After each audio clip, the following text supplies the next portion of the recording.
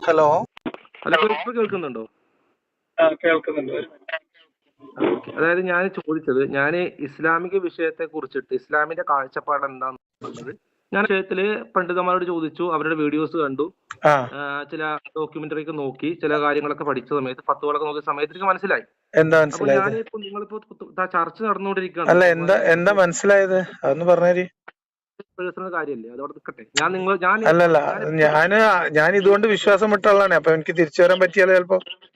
ഇല്ല, വരണം എന്നില്ല. അല്ല, നിങ്ങൾ പറഞ്ഞേരി, നിങ്ങൾക്ക് കിട്ടിയ ഉത്തരം ഒന്ന് പറഞ്ഞേരി. ഇല്ല, ഞാനിവിടെ സജസ്റ്റ് ചെയ്യാം, നിങ്ങൾക്ക് വേണമെന്നുണ്ടെങ്കിൽ നിങ്ങള്. അല്ലല്ല, നിങ്ങൾക്ക് കിട്ടിയ ഒരു ഉത്തരം ഉണ്ടല്ലോ. ജൊനാഥൻ ബ്രൗൺ എന്ന് പറഞ്ഞിട്ടുള്ള ഒരു ഒരു ഹദീസ് പണ്ഡിതനുണ്ട്, റിസർച്ചർ. ഇല്ല, ഞാൻ ചോദിച്ചതല്ല, നിങ്ങൾക്ക് കിട്ടിയ ഉത്തരം ഉണ്ടല്ലോ, അതെന്താന്നൊന്ന് പറഞ്ഞു തരുമോന്ന്. ഇല്ല ഇല്ല ഇല്ല, അത് ഞാൻ നിങ്ങളെ ഞാനൊരു ചോദ്യം ചോദിക്കാൻ വേണ്ടി വിളിച്ചതല്ല. ചോദ്യം മാത്രമേ ഉള്ളൂ, ഉത്തരമില്ല. അല്ല, എന്റെ ചോദ്യം, ഞാനൊരു ചോദ്യം നിങ്ങളോട് ചോദിക്കാൻ വേണ്ടി വിളിച്ചത്. ഞാനൊരു ഇസ്ലാമിനെ കുറിച്ച് സംസാരിക്കണം എന്നുണ്ടെങ്കിൽ ഒന്നെങ്കിൽ ഇസ്ലാമിക നിയമം അനുസരിച്ചിട്ട്, ഞങ്ങളുടെ വിശ്വാസം അനുസരിച്ചിട്ട് അതിന് ഒരു ചോദിക്കേണ്ടത്, ഒരു വിഷയം പഠിക്കുമ്പോൾ ലിയാഖത്തുമായിട്ട് ഇസ്ലാം ബന്ധമില്ല. ലിയാഖത്ത് അലി ഇസ്ലാമിനെ ദീൻ പഠിച്ച ഒരാളോ അക്കീദപരമായിട്ടുള്ള പുസ്തകങ്ങൾ പഠിച്ച ആളോ ഒന്നും അല്ല ലിയാഖത്ത്. ലിയാഖത്തിന് ഇസ്ലാമിനെ കുറിച്ച് ഒന്നും അറിയില്ല, സീറോ ആണ്. ഞങ്ങള് അത്ര സംസാരിക്കാറുള്ളതൊക്കെ ഇസ്ലാമിനെ കുറിച്ച് പഠിച്ചിട്ടുള്ള ആൾക്കാർ. അപ്പൊ നിങ്ങള് ഇസ്ലാം ദഅവത്ത് നടത്തുന്നതും അക്കീദൊക്കെ പഠിച്ച പണ്ഡിതന്മാർക്ക് മാത്രമാണോ? ലിയാഖത്ത് അല്ല, നിങ്ങൾ മതപരമായ ഒരു വിഷയത്തിൽ വിമർശനം ഉന്നയിക്കുന്ന ഒരാൾ എന്ന നിലക്കല്ല നിങ്ങൾ എന്നെ വിളിക്കണേ? അല്ല അല്ല അല്ല, അങ്ങനെ വേണമെന്ന് പറയാൻ പറ്റില്ല. കാരണം എനിക്ക് നിങ്ങളുടെ ആശയം അറിയാനുള്ള ആഗ്രഹം കൊണ്ടാണ്. രണ്ട് ആശയങ്ങളുണ്ട്. ഒരു സ്ഥലത്ത് പറയുന്നു ദൈവവിശ്വാസികളായ ആൾക്കാർ, പ്രത്യേകിച്ച് ഇസ്ലാം വിശ്വാസികളായ ആൾക്കാർ അടിമത്തത്തെ കുറിച്ച് അവർ നിയമങ്ങൾ കൊണ്ടുവരുന്നു, ആ നിയമങ്ങൾ പാലിക്കപ്പെടുന്നു, അതിൽ ചില ഒരു ഭാഗത്ത് മാത്രം ഓപ്പൺ ആയിട്ട് കൊടുക്കുന്നു, ഇങ്ങനെ ഒരുപാട് കാര്യങ്ങൾ അവിടെ കിടക്കുന്നു. വേറെ ഭാഗത്ത് ഏത്യസ്റ്റുകളായിട്ടുള്ള ദൈവം ഇല്ല എന്ന് പറയുന്ന ആൾക്കാർ. ഇങ്ങനെ രണ്ട് തരം ആൾക്കാർ മാത്രമേ ലോകത്തുള്ളൂ. കുറിച്ചിട്ട് അടിമത്തം. നിങ്ങളെ ചോദ്യം ചോദിക്കും. നിങ്ങളിപ്പോ എന്തായാലും ഇസ്ലാമിനെ തൊടൂല, എനിക്ക് മനസ്സിലായി. നിങ്ങളെ ചോദ്യം ചോദിച്ചോളെ. എന്റെ ചോദ്യത്രേ ഉള്ളൂ, ഇസ്ലാമിനെ തൊടില്ല എന്നുള്ള ലിയാഖത്തെ ഞാൻ നേരത്തെ ഇസ്ലാമിനെ തൊടൂല, അത് മനസ്സിലായി. പോട്ടെ കുഴപ്പമില്ല, നിർബന്ധിക്കണില്ല, നിങ്ങൾ പറഞ്ഞോളി. കുഴപ്പമില്ല, നിങ്ങൾ പറഞ്ഞോളി, ഞാൻ നിർബന്ധിക്കണില്ല നിങ്ങളെ. നിങ്ങൾക്ക് ഇസ്ലാമിലെ വിഷയത്തില് ഞാൻ ഇസ്ലാമിക വിഷയത്തിൽ ഞാൻ നടത്തിക്കൊണ്ടിരിക്കുന്ന ഒരു മിനിറ്റ്, ഞാൻ പറഞ്ഞൊരു പോയിന്റ് പറയട്ടെ. അതായത് നിങ്ങളോട് ഇപ്പൊ എത്ര നേരം സംസാരിച്ചെന്ന് എനിക്ക് മനസ്സിലായ ഒരു കാര്യം പറയട്ടെ. അതായത് അടിമത്ത വിഷയം ഇങ്ങനെ സജീവമായിട്ട് ചർച്ച ചെയ്ത് ഇസ്ലാമിനെ വിമർശിക്കുന്ന ഒരാൾ എന്ന നിലക്ക് നിങ്ങൾ ആ വിഷയത്തിൽ നിങ്ങളുടെ കാഴ്ചപ്പാടുകൾ ഇസ്ലാമിക പണ്ഡിതന്മാരോടൊക്കെ സംസാരിച്ചും അവരുടെ വീഡിയോകൾ കണ്ടും ഫത്വകൾ വായിച്ചും ഒക്കെ മനസ്സിലാക്കി നിങ്ങൾക്ക് അതിനൊരു ഉത്തരം കിട്ടി. ഓക്കെ, ആ കിട്ടിയ ഉത്തരം എന്താണ് എന്ന് നിങ്ങൾ എന്നോട് പറയാൻ തയ്യാറല്ല. ഇല്ല ഇല്ല. ഓക്കെ, ഇനി നിങ്ങൾക്ക് എന്നോടൊരു ചോദ്യം ചോദിക്കാനുണ്ട്. അതൊന്നും ചോദിച്ചോളൂ. അതാണ് ഞാൻ പറഞ്ഞത്, നിങ്ങൾ ഇസ്ലാമിനെ തൊടൂല എന്ന് പറയാൻ കാരണം എന്താണ് കേട്ടോ. ഇനി പറഞ്ഞു, ഇനി ചോദ്യം ചോദിച്ചോളൂ, നിങ്ങളെ ചോദ്യം ചോദിച്ചോളൂ. വരാം, ചോദ്യത്തിലേക്ക് വരാം. അതിന് മുമ്പ് ഇത് നിങ്ങളെ ഫാലസി അടിക്കുന്നതിന് മുമ്പ് കാര്യം, ഒരു ഫാലസി ഇല്ല ഇതിനകത്ത്. അതായത് ഞാൻ ചോദിക്കുന്നത് ഞങ്ങളെ സംബന്ധിച്ചിടത്തോളം ഞങ്ങൾ ദീൻ പറഞ്ഞു കൊടുക്കുന്നത് അതിന് തന്നെ യോഗ്യരായ ആൾക്കാർക്ക് ദീൻ പറഞ്ഞു കൊടുക്കുള്ളൂ. തോന്നിയെടുക്കുന്ന ലീഗ് പറഞ്ഞു ഇല്ല. ദീൻ എന്ന് പറഞ്ഞ അള്ളാഹുവിന്റെ വിശ്വാസ പ്രകാരം അള്ളാഹുവിന്റെ ദീൻ ഒരാൾക്ക് പറഞ്ഞു കൊടുക്കണോ വേണ്ടേ എന്നതിന് യോഗ്യത പരിശോധിക്കുന്നത് എന്തിന്റെ അടിസ്ഥാനത്തിലാണ്? ആ ദീൻ ലിയാഖത്തെ വെറ്റി, ആ ദീൻ എന്നത് അത് പഠിച്ചിട്ടുള്ള ആളുകളിൽ നിന്നും അത് പഠിപ്പിച്ചു കൊടുക്കുന്നത് അത് പഠിക്കാൻ താല്പര്യമുള്ളവർക്കുമാണ് മാത്രം. ലിയാഖത്ത് ദീൻ പഠിക്കാൻ ആഗ്രഹിക്കുന്ന ഒരു ഓപ്പൺ മൈൻഡ് ആളൊന്നല്ല. ലിയാഖത്ത് ചുമ്മാ വിമർശകൻ മാത്രമാണ്. അപ്പൊ ലിയാഖത്ത് ഇസ്ലാമിൽ നിങ്ങൾ എനിക്ക് മാർക്ക് ഇടുന്നതിന്റെ ലോജിക്ക് എന്താണ്? നിങ്ങൾ എന്തിന്റെ അടിസ്ഥാനത്തിലാണ് എനിക്ക് മാർക്ക് ഇടുന്നത്? ഇസ്ലാമിലേക്ക് വരണമെന്നൊന്നും ഞാൻ ആഗ്രഹിക്കുന്നില്ല പേഴ്സണലി, എനിക്ക് എന്റെ ആവശ്യമൊന്നുമില്ല. നിങ്ങളെ ഖബറിൽ ഞാൻ എന്റെ ഖബറിൽ പോകും, അത്രയല്ലേ ഉള്ളൂ. Care about it. ഞാൻ വിളിച്ചത് നിങ്ങളുടെ ആശയം അറിയാൻ. എന്താണ് ആശയം? ലിയാഖത്തിന്റെ ആശയം എന്ന് പറയുന്നത് ദൈവം ഇല്ല എന്ന് പറയുന്ന നിരീശ്വരവാദ ഫ്രീ തിങ്കർ ആണ്.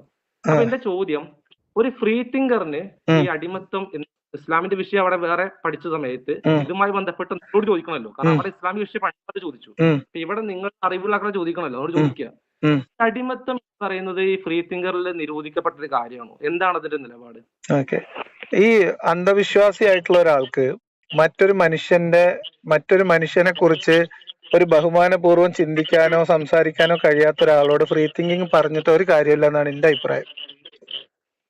ഓക്കെ, അന്ധവിശ്വാസിയായ ഒരാൾക്ക് അന്ധവിശ്വാസി ഒരാളോട് നിങ്ങൾ വെൽ ബയാസ്ഡ് ആയിട്ടുള്ള ആ ബയാസിന്റെ അടിസ്ഥാനത്തിൽ മറ്റുള്ള ആളുകൾക്ക് മുൻകൂട്ടി മാർക്ക് ഇടുന്ന, അയാളുടെ ഓപ്പൺ മൈൻഡ്നെസ്സും അയാളുടെ അന്വേഷണത്വരയൊക്കെ യാതൊരു തെളിവിന്റെ അടിസ്ഥാനത്തിലല്ലാതെ മാർക്ക് ഇടുന്ന ഒരാൾക്ക്, മറ്റൊരു മനുഷ്യന് മാർക്ക് ഇടുന്ന ഒരാൾക്ക്, അയാളെ നിങ്ങൾ യാതൊരു ബന്ധവും പരിചയമില്ലാത്ത ഒരാൾക്ക് ജഡ്ജ് ചെയ്യുന്ന ഒരാളോട് സ്വതന്ത്ര ചിന്ത പറഞ്ഞത് പ്രത്യേകിച്ച് കാര്യമില്ല എന്നാണ് എന്റെ നിലപാട്. അപ്പൊ അതിനു വേണ്ടി എന്റെ സമയം ഞാൻ കളയണ്ടല്ലോ. അല്ല, അപ്പൊ ലിയാഖത്ത് പ്രശ്നമുണ്ട്. നിങ്ങൾ പറയണതിലും പ്രശ്നമുണ്ടേ. അവിടെ പ്രശ്നം എന്താ അറിയോ? നിങ്ങൾ പറയുന്ന പ്രശ്നങ്ങൾ കൊണ്ടാണ് ഞാൻ ഈ പറയണതേ. ലിയാഖത്തെ, ഞാൻ നിങ്ങളെ അങ്ങോട്ട് വിളിക്കുകയാണ് ചെയ്തത്. അതിന് നിങ്ങൾ കട്ട് ചെയ്തോ, ഞങ്ങൾ അങ്ങോട്ട് വിളിച്ചോളാം. അല്ല, ഞാൻ നിങ്ങളെ അങ്ങോട്ട് വിളിച്ചോളാം, നിങ്ങൾ കട്ട് ചെയ്തോ. എനിക്ക് ഓൾറെഡി അറിയാം നിനക്ക് ഇസ്ലാമിനെ കുറിച്ച് തൊടാൻ പറ്റുമോ? ഈ വിഷയം സംസാരിക്കാനാണല്ലോ. ഒരു മിനിറ്റ്. ഈ വിഷയം സംസാരിക്കാനാണല്ലോ നമ്മള് ജാനുവരി 5-ന്, നിങ്ങളുടെ ശബ്ദം ഭയങ്കര ലൗഡായിട്ട് എനിക്ക് കേൾക്കുന്നു. ഒരു മിനിറ്റ് സുഹൃത്തെ, നിങ്ങൾ ഒന്നാമത് ലൗഡ് സ്പീക്കർ ഓഫ് ചെയ്യേ. എനിക്കത് തിരിച്ചിങ്ങോട്ടന്നെ എക്കോ അടിക്കുന്നത്. ലൗഡ് സ്പീക്കർ ഓഫ് ചെയ്യാൻ പറ്റില്ല ബ്രോ, കാരണം എനിക്ക് ഹെഡ്സെറ്റിന്റെ ഫോൺ. അതെ, എനിക്ക് ആ സൗണ്ട് ഇങ്ങോട്ട് തന്നെ റിപ്പീറ്റ് വന്നോണ്ടിരിക്കുകയാണ്. അല്ലെങ്കിൽ നിങ്ങൾ വോയിസ് വർക്ക്, സൗണ്ട് വർക്ക്, നമുക്ക് സംസാരിക്കാൻ പറ്റണ്ടേ? സൗണ്ട് ആർക്ക് വേണമെങ്കിൽ കുറക്കണത്. നിങ്ങളിപ്പോ നിങ്ങളുടെ ഒരു ധാരണ എന്താ? നിങ്ങൾ മുതലാളി, ഞങ്ങളെ തൊഴിലാളിയോ? ഒരാളോട് സംസാരിക്കുമ്പോ, ഒരാളെ ഫോൺ ചെയ്ത് സംസാരിക്കുമ്പോ അയാളുടെ സൗകര്യം അസൗകര്യം അയാളുടെ കംഫർട്ട് ലെവൽ ഒന്നും നിങ്ങൾക്ക് പ്രശ്നമല്ലേ?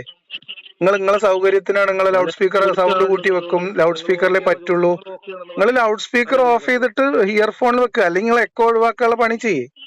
എനിക്കിത് എക്കോ അടിക്കുന്നു എന്റെ ചെവിയിൽ തിരിച്ച്. എനിക്ക് എന്റെ ചെവി പരിക്കായിട്ട് ഞാൻ ഒരു ചെവിയിൽ വർക്ക് ചെയ്യുള്ളൂ എന്ന് പറഞ്ഞില്ലേ? എങ്ങനെ? നിങ്ങൾക്ക് എന്തെങ്കിലും ബുദ്ധിമുട്ടുണ്ടെങ്കിൽ നിങ്ങൾ സാങ്കേതിക പ്രശ്നങ്ങൾ ഇല്ലാത്താക്കിയിട്ട് വിളിക്കൂ, ഇല്ലെങ്കിൽ നിങ്ങൾ ഫോണിൽ വിളിക്കൂ. ഇതിപ്പോ വാട്സപ്പ് കോൾ അല്ലേ, അതുകൊണ്ടല്ലേ നിങ്ങൾക്ക് ലൗഡ് സ്പീക്കർ തന്നെ വേണ്ടി വരുന്നത്. റേഞ്ച് പോകുന്നുണ്ട്, അവിടെ റേഞ്ച് ഇല്ല തോന്നുന്നു. ഞാൻ പുറത്താണ്.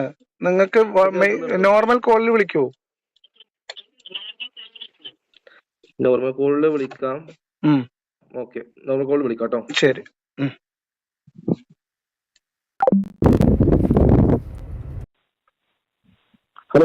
ഹലോ. ഇങ്ങനെ ദീനിന്റെ മാർഗത്തിൽ പണം ചെലവഴിക്കൂ, നാളെ പഠിച്ചമാർന്ന് കൂലി കിട്ടും.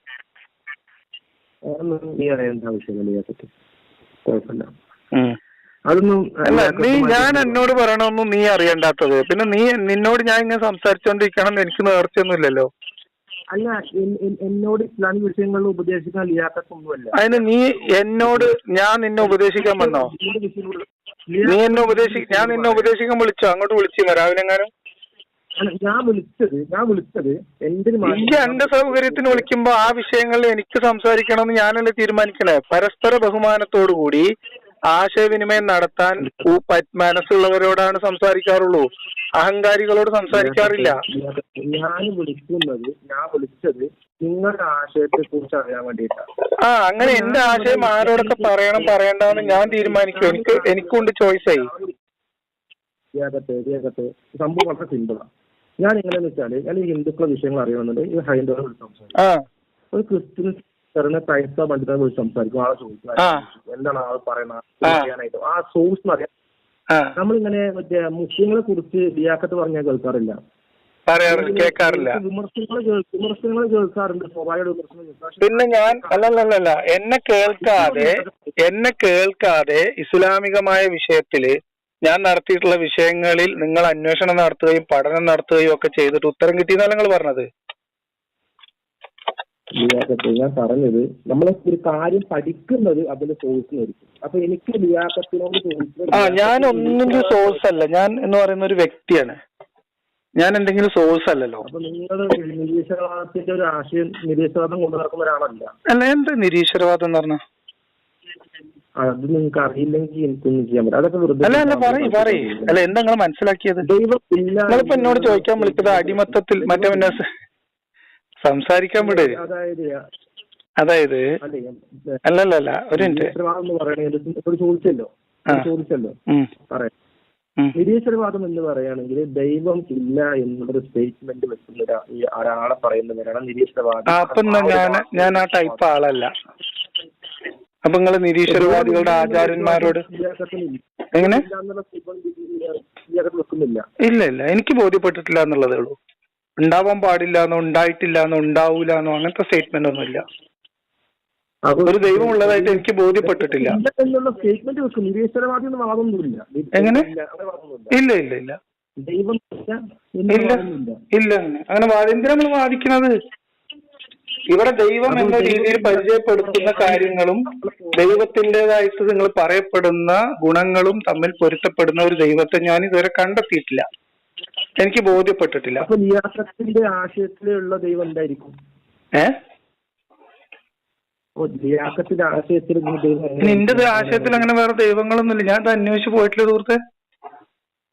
അപ്പൊ പിന്നെ ഇതിലിപ്പോ പറഞ്ഞ സംഭവത്തിൽ ഒരു അബദ്ധം ഉണ്ടല്ലോ ലിയാഖത്ത്. കാരണം ലിയാഖത്ത് പറയാണ് ഒരുപാട് കല്ലുകൾ റോട്ടിലുണ്ടെന്ന് വെച്ചു. ഒരു കല്ലും കല്ലല്ല എന്ന് പറയാം. ഈ കാണുന്ന കല്ലുകളൊന്നും കല്ലല്ല എന്ന് പറയാം. അപ്പൊ ഞാൻ ചോദിക്കില്ല ലിയാഖത്തെ, അപ്പൊ പിന്നെ ഏതാണ് കല്ല് എന്ന് പറയുന്നത്? ലിയാഖത്തെ എനിക്ക് ഇതിനെ കുറിച്ചൊന്നും ഒരു ധാരണ ഇല്ലാന്ന് വെച്ചോ. നിങ്ങൾക്ക് വേറെ എന്തെങ്കിലും പറയണ്ടോ? അപ്പോ അങ്ങനെ ഒരു സ്കെയിലൊന്നുമില്ല. ഈ അടിമത്ത സ്കെയിലില്ല, സ്കെയിലില്ല. നിരീശ്വരവാദം ഞാനൊരു മനുഷ്യനായിട്ട് ഇവിടെ ജനിച്ചു, മനുഷ്യനായിട്ട് ജീവിക്കുന്നു. മനുഷ്യനായിട്ട് ജീവിക്കുന്നു. അതിൽ നിന്നുകൊണ്ട് നിങ്ങൾക്ക് എന്താ ചോദിക്കാനുള്ളത്? എന്താ ആശയം? പിന്നെ ദൈവ നിരീശ്വരവാദത്തിന് മുന്നേ ആശയം അങ്ങനെയൊന്നുമില്ല, ദൈവമില്ല. ഞാൻ മനുഷ്യനായി ജനിച്ച് മനുഷ്യനായി ജീവിക്കുന്നു എന്നാണ് ഞങ്ങളോട് പറഞ്ഞത്. പിന്നെ ചില ആൾക്കാർക്ക് ചില കാര്യങ്ങളിലൊക്കെ വിശ്വാസമോ അന്ധവിശ്വാസമോ കഥകളോ ഒക്കെ ഉണ്ട്. എന്നെ സംബന്ധിച്ച് അത്തരം കഥകളിലൊന്നും റിലേ ചെയ്യുന്നില്ല. ഞാൻ മിസ്റ്ററികളെ കുറിച്ച് അങ്ങനെ അധികം പറയാം. മനുഷ്യനെ കുറിച്ചോ പ്രപഞ്ചത്തെ കുറിച്ചുള്ള മിസ്റ്ററികളിൽ ഞാൻ അത്ര എന്താ പറയാ, ഞാൻ അത്ര ഭയങ്കര കൺസേൺ ഉള്ള ആളുമല്ല.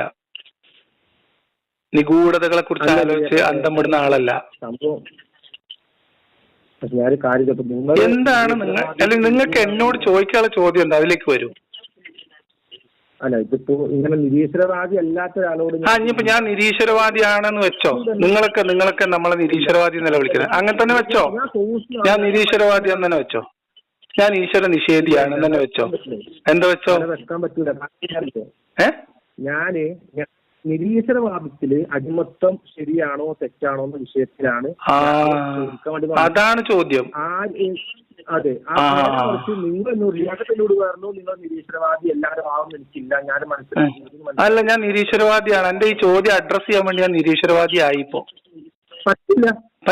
പറ്റും. ഞാൻ ഉത്തരം പറയാം. ഞാൻ ഉത്തരം പറഞ്ഞുതരാം. ഞാൻ നിരീശ്വരവാദിയാണ്. അല്ല, പറഞ്ഞുതരാനേ. ഞാൻ നിരീശ്വരവാദിയാണ്. ഇതുപോലത്തെ മണ്ടൻ ചോദ്യമൊക്കെ ആരെങ്കിലും പോസ്റ്റ് ചെയ്യുമ്പോ അത് എടുത്തോണ്ട് വരുന്ന കുട്ടി സാമാന്യ ബോധം വേണ്ടേ? നിങ്ങൾ കുറച്ചു മുമ്പ് ഞാൻ നിരീശ്വരവാദി അല്ല എന്ന് പറഞ്ഞു, പിന്നെ നിങ്ങൾ മാറ്റി പറഞ്ഞു. അല്ല അങ്ങനെ മാറി പറയണ്ട. അങ്ങനെ നിങ്ങൾ നുണ പറഞ്ഞതേ ആവുള്ളൂ. നിങ്ങൾ നുണ പറയുന്നത് നിങ്ങൾ നുണ പറഞ്ഞതേ ആവുള്ളൂ. നിങ്ങൾ നുണ പറയുമ്പോൾ നിങ്ങൾ നുണ പറഞ്ഞു എന്നേ ആവുള്ളൂ. ബഹളം ഇങ്ങനെയാണോ നിങ്ങൾ ഒരാളോട് ഫോണിൽ സംസാരിക്കാൻ പോകുന്നത്? ഇതാണോ നിങ്ങൾ ഒരാളോട് ഫോണിൽ എന്നോട് സംശയം ചോദിക്കാൻ വിളിച്ച ആളുടെ കോലാണോ അപ്പത്? ആണോ? ഇങ്ങനെയാണോ നിങ്ങൾ ഒരാളോട് ഫോണിൽ സംസാരിക്കേണ്ട മര്യാദ പഠിച്ചത്? ഞാൻ വായ തുറന്ന നീ അവിടെ ശബ്ദം എടുക്കും. അവിടെ നിക്ക്, ഞാൻ പറയട്ടെ. നിങ്ങൾ നുണ പറഞ്ഞാൽ നിങ്ങൾ പറഞ്ഞ നുണ, നിങ്ങൾ നുണ പറഞ്ഞാൽ അത് നീ പറഞ്ഞ നുണ മാത്രമേ ആവുന്നുള്ളൂ. മറ്റൊരാൾ നുണ പറഞ്ഞു എന്ന് സ്ഥാപിക്കാനുള്ള തെളിവല്ലാതെ നീ നുണ പറയുന്നു എന്നത് മാത്രമേ ഉള്ളൂ ഇതിനർത്ഥം. മനസ്സിലായോ? നിങ്ങൾ പറഞ്ഞത് എന്താ ഞാൻ പറഞ്ഞെന്ന് പറഞ്ഞുതരാം കേട്ടോ. ഒരു മിനിറ്റ് കേട്ടോ. ഞാൻ പറഞ്ഞത് ഞാനല്ലേ പറയണ്ടേ, നീയാണോ തഫ്സീർ പറയുന്നത്? ആ ഓക്കെ. ഞാൻ പറഞ്ഞത്, നീ പറഞ്ഞു എന്ത് കാര്യങ്ങളും നീ പഠിക്കുന്നത് അതിന്റെ അടിസ്ഥാനത്തിൽ അതിന്റെ ആധികാരികമായിട്ടുള്ള ആളുകളിൽ നിന്നായിരിക്കും. സോഴ്സിൽ നിന്ന്. നിരീശ്വരവാദത്തിന്റെ സോഴ്സ് അല്ല ഞാൻ. നിരീശ്വരവാദം കൊണ്ട് നടക്കുന്ന ഒരാളോടെ ചോദിക്കുക. അപ്പൊ ഞാൻ ഇസ്ലാമിനെ കുറിച്ച് ഒരു ചോദ്യം ചോദിച്ചത് നിങ്ങളോടാണ്. നിങ്ങൾ ഇസ്ലാം കൊണ്ടു നടക്കുന്ന ആളല്ലേ? നിങ്ങൾ ഇസ്ലാം കൊണ്ടു നടക്കുന്ന ആളാണോ അല്ലേ? ഞാനിപ്പോ പെട്ടു. നിങ്ങൾ ഇസ്ലാം കൊണ്ടു നടക്കുന്ന ആളാണോ അല്ലേ? എന്ത്? നിങ്ങൾ ഇസ്ലാം കൊണ്ടു നടക്കുന്ന ആളാണോ അല്ലേ? ഇസ്ലാം കൊണ്ടു നടക്കുന്ന സാധനമല്ലേ? അല്ലേ? നിങ്ങൾ ഇസ്ലാം മത വിശ്വാസിയല്ലേ? കൂടുതലുള്ള സാധനമാണ്. നിങ്ങൾ ഇസ്ലാമിക വിശ്വാസിയാണോ ഇസ്ലാമിന്റെ പ്രതിനിധിയാണോ? ഇസ്ലാമിക വിശ്വാസിയാണില്ലേ? അതുകൊണ്ടാണ് ഞാൻ നിങ്ങളോട് ചോദിച്ചത്. ഇനി എന്നോട് സംസാരിച്ചത് നിങ്ങൾ എന്റെ അടുത്തുനിന്ന് ഇസ്ലാം പഠിക്കൂല. സുഹൃത്തെ, സംസാരിക്കാൻ അനുവദിക്ക്. അതല്ലാതെ ഹാലിളകിയിട്ടുള്ള വഹാബി ജിഹാദിന്റെ സ്വഭാവം എടുക്കണ്ട. ഇത് ഹാലിളകിയ സ്വഭാവമാണ്. അത് നിർത്ത്. നമുക്ക് സമാധാനത്തിൽ സംസാരിക്കാം. നവാസ് ജാനന്റെ പോസ്റ്റ് പൊക്കി പിടിച്ച് വന്നപ്പോ തന്നെ എനിക്ക് മനസ്സിലായ അസ്ഥ്യത എന്താന്നുള്ളത്. അതുകൊണ്ട് കേൾക്കാൻ പഠിക്കൂ. ഒച്ചയിടാൻ മാത്രമല്ല, കേൾക്കാൻ കൂടെ പഠിക്കൂ. മനസ്സിലായില്ല? മണ്ണറക്കാടൊക്കെ നമ്മള് നാട്ടുകാരൊക്കെ അല്ലേ, അതുകൊണ്ട് അതിന് അതെന്താ ഞാൻ പറഞ്ഞത്? വഹാബി ജിഹാദിസം എന്നാ പറഞ്ഞത്. വഹാബി ജിഹാദിസം എന്നൊരു സാധനം ഉണ്ട്. ഞാൻ നിന്നെ ജിഹാദി എന്ന് വിളിച്ചല്ല, അവരുടെ സ്വഭാവം എടുക്കരുത് എന്നാ പറഞ്ഞത്. ഞാൻ നിന്നെ ജിഹാദി എന്ന് വിളിക്കാൻ ഉദ്ദേശിച്ചിട്ടില്ല. ആ സ്വഭാവം, അത്തരം ചില ജിഹാദികളുടെ സ്വഭാവം എടുക്കണ്ടെന്നാ പറഞ്ഞിട്ടുള്ളൂ. ഒരാളോട് ഫോണിൽ ചെയ്ത് സംസാരിക്കാൻ തയ്യാറാകുമ്പോ അയാളെ കൂടി പരിഗണിക്കാനും, അത് നിങ്ങൾ പഠിച്ചിട്ടില്ലാത്തതിന്റെ പ്രശ്നമാണ്. അത് നിങ്ങൾ ഇവിടുന്ന് പഠിച്ചു പറഞ്ഞ അത് എനിക്ക് പഠിക്കാൻ ആവശ്യത്തിന് സോഴ്സ് ഉണ്ട്. എനിക്ക് സാമാന്യമായിട്ടുള്ള ബോധമുണ്ട്, ബുദ്ധിയുണ്ട്, യുക്തിയുണ്ട്, ചിന്തയുണ്ട്. അതിൽ നിന്ന് ഞാൻ പഠിച്ചെടുത്തതാണ്. ഒരു മനുഷ്യനോട് എങ്ങനെ പെരുമാറേണ്ടത് എന്ന് പഠിക്കാന് അതിന് പ്രത്യേകമായിട്ട് അറബി കോളേജിൽ ഒരു 5-6 കൊല്ലം ഡിഗ്രിക്ക് പോകുന്നു വേണ്ട. അതിന് കിതാബിൽ ആരെങ്കിലും എഴുതി വെച്ചൊന്ന് നോക്കേണ്ട കാര്യമൊന്നുമില്ല. ആര് പറയുന്നു? അപ്പൊ ആദ്യം നിങ്ങൾ ഒരാളോട് ഫോൺ ചെയ്യുമ്പോ എങ്ങനെയാണ് സംസാരിക്കേണ്ടതെന്നുള്ള മര്യാദ പഠിക്കേ. ഒരാളോട് ഫോണിൽ സംസാരിക്കുമ്പോൾ ഒരു മാന്യതയും മര്യാദയുണ്ട്. നിങ്ങൾ എന്റെ സമയത്തിൽ നിന്ന് നിങ്ങൾക്ക് ആവശ്യമുള്ള ഒരു കാര്യം സംസാരിക്കാൻ വേണ്ടി നിങ്ങൾ എന്നെ വിളിച്ചതാണ്. ആവശ്യക്കാരൻ ഇവിടെ നിങ്ങളാണ്. അപ്പൊ ആവശ്യക്കാരനൊരു ഔചിത്യമുണ്ട്. അപ്പൊ നിങ്ങളൊരു മര്യാദ ഉണ്ടാവണം. ഞാൻ നിങ്ങളെ ഒരു കാര്യം അറിയാനോ പഠിക്കാനോ നിങ്ങളെ വിളിക്കുമ്പോ അത് നിങ്ങൾ പറയുന്നത് കേൾക്കാനും നിങ്ങളെ റെസ്പെക്ട് ചെയ്യാനും പറ്റുമെങ്കിൽ മാത്രമേ നിങ്ങൾ വിളിക്കാൻ പാടുള്ളൂ. അല്ലെങ്കിൽ ആ പണിക്ക് നിൽക്കരുത്. ഞാൻ വിളിച്ചത് ഒരു നിരീശ്വരവാദിയായ ആരോടായാലും. നിരീശ്വരവാദി എന്താ മനുഷ്യനല്ലേ? ആരോടായാലും ഒരാളോട് ഫോണിൽ ചെയ്ത് സംസാരിക്കുന്ന സമയത്ത് ആ ആളോട് നിങ്ങൾക്ക് വേണ്ടി ഞാൻ എന്തിനു സമയം ചെലവഴിക്കണം? നിരീശ്വരവാദിയോട് ഒരു ചോദ്യം ചോദിക്കാനാ വിളിച്ചത്. നീ നിരീശ്വരവാദി അല്ല എന്നോട് പറഞ്ഞിട്ട് ഞാനെന്ത് എന്റെ സമയം കളയണം? ഞാൻ നിരീശ്വരവാദി ആണെന്ന് നിന്നോട് ആരാ പറഞ്ഞേ? നീ അല്ല എന്നോട് പറഞ്ഞില്ലേ? അല്ല, ആണെന്ന് നിന്നോട് ആരാ പറഞ്ഞേ? ഞാൻ ആണെന്ന് കരുതിയിട്ട് വിളിച്ച സുഹൃത്ത്, നീ അല്ല ഒരാൾ. അപ്പൊ നിങ്ങൾ ആദ്യം ചോദിക്കേണ്ടത് എന്നോട് ഫോൺ ചെയ്തിട്ട് നിരീശ്വരവാദി ആണെന്ന് ചോദിക്കും. അപ്പൊ നിങ്ങളുടെ അറിവ് തേടുന്നതിന്റെ കോലം ഇപ്പൊ മനസ്സിലായില്ലേ? ഞാൻ നിരീശ്വരവാദി അല്ല പറഞ്ഞപ്പോ അത് വിശ്വസിച്ചു. നിരീശ്വരവാദി ആണ് എന്ന് വിചാരിച്ച് എന്നെ വിളിക്കുന്നു. ഞാൻ നിരീശ്വരവാദി അല്ല എന്ന് പറഞ്ഞാൽ അത് വിശ്വസിക്കുന്നു. ഇതാണ് നിങ്ങളെ ബോധം. ഇങ്ങനെയാണോ നിങ്ങൾ കാര്യങ്ങൾ പഠിക്കാൻ ശ്രമിക്കുന്നത്? ഇങ്ങനെ പഠിച്ചിട്ടാണോ നിങ്ങൾ അടിമത്തത്തെ കുറിച്ചുള്ള ഇസ്ലാമിന്റെ ഹുക്കുമ മനസ്സിലാക്കി വെച്ചത്? ഇതെന്ത് തരം അന്വേഷണമാണ്? ഒരാളോട് ഫോണിൽ സംസാരിക്കാൻ പഠിക്കുക ആദ്യം. ഒരാളോട് ഫോണിലായാലും നേരിട്ടായാലും 1 മിനിറ്റ് അവിടെ ഇരിക്കേ. നമ്മളൊരാളോട് ഒരു ആവശ്യത്തിന് കമ്മ്യൂണിക്കേറ്റ് ചെയ്യുമ്പോൾ അതിനൊരു മിനിമം മാനേഴ്സ് ഉണ്ട്. എങ്ങനെ? നിങ്ങൾ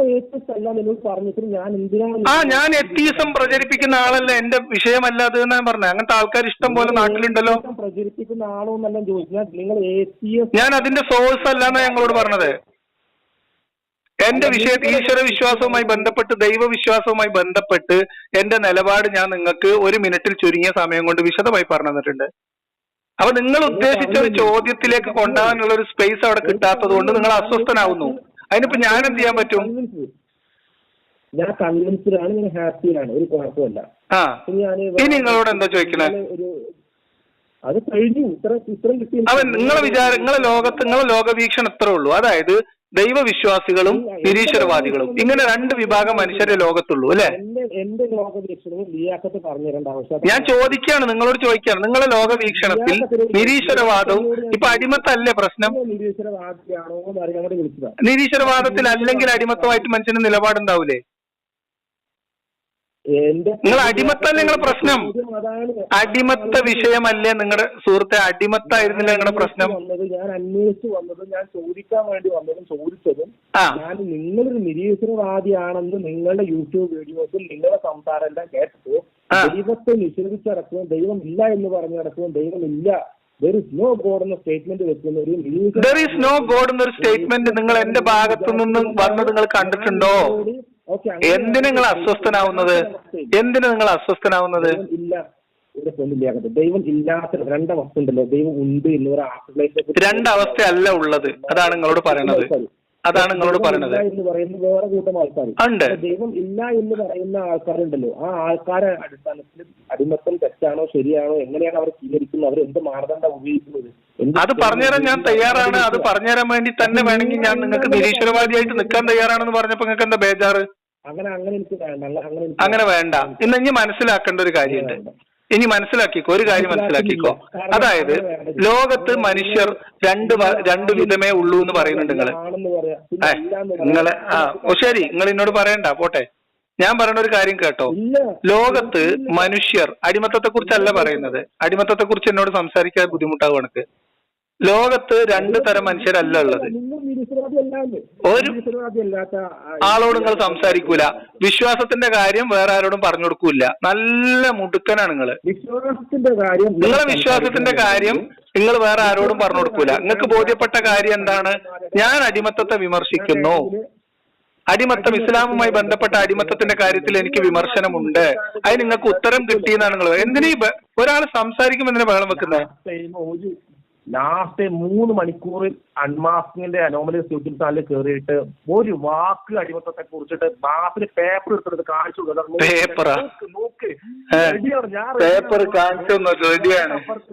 അപ്പൊ വായ തുറക്കാതെ ഇപ്പൊ ഞാൻ മൈക്കിൽ ഫോണിൽ നിങ്ങളെ ചോദിച്ചു ചോദിക്കാനും വിളിച്ച് എന്നോട് അടിമത്തം ചോദിച്ചിട്ട് കാര്യമില്ല. ഇസ്ലാമിന്റെ അടിമത്തം അങ്ങനെ നിങ്ങള് ഒരാളെ മ്യൂട്ട് ചെയ്ത് വെച്ച് സംസാരിക്കുന്ന അണ്ടർഗ്രൗണ്ട് വേൾഡിൽ സംസാരിക്കേണ്ട വിഷയമല്ല, നാട്ടുകാരെ മുമ്പിൽ സംസാരിക്കേണ്ട വിഷയമാണ്.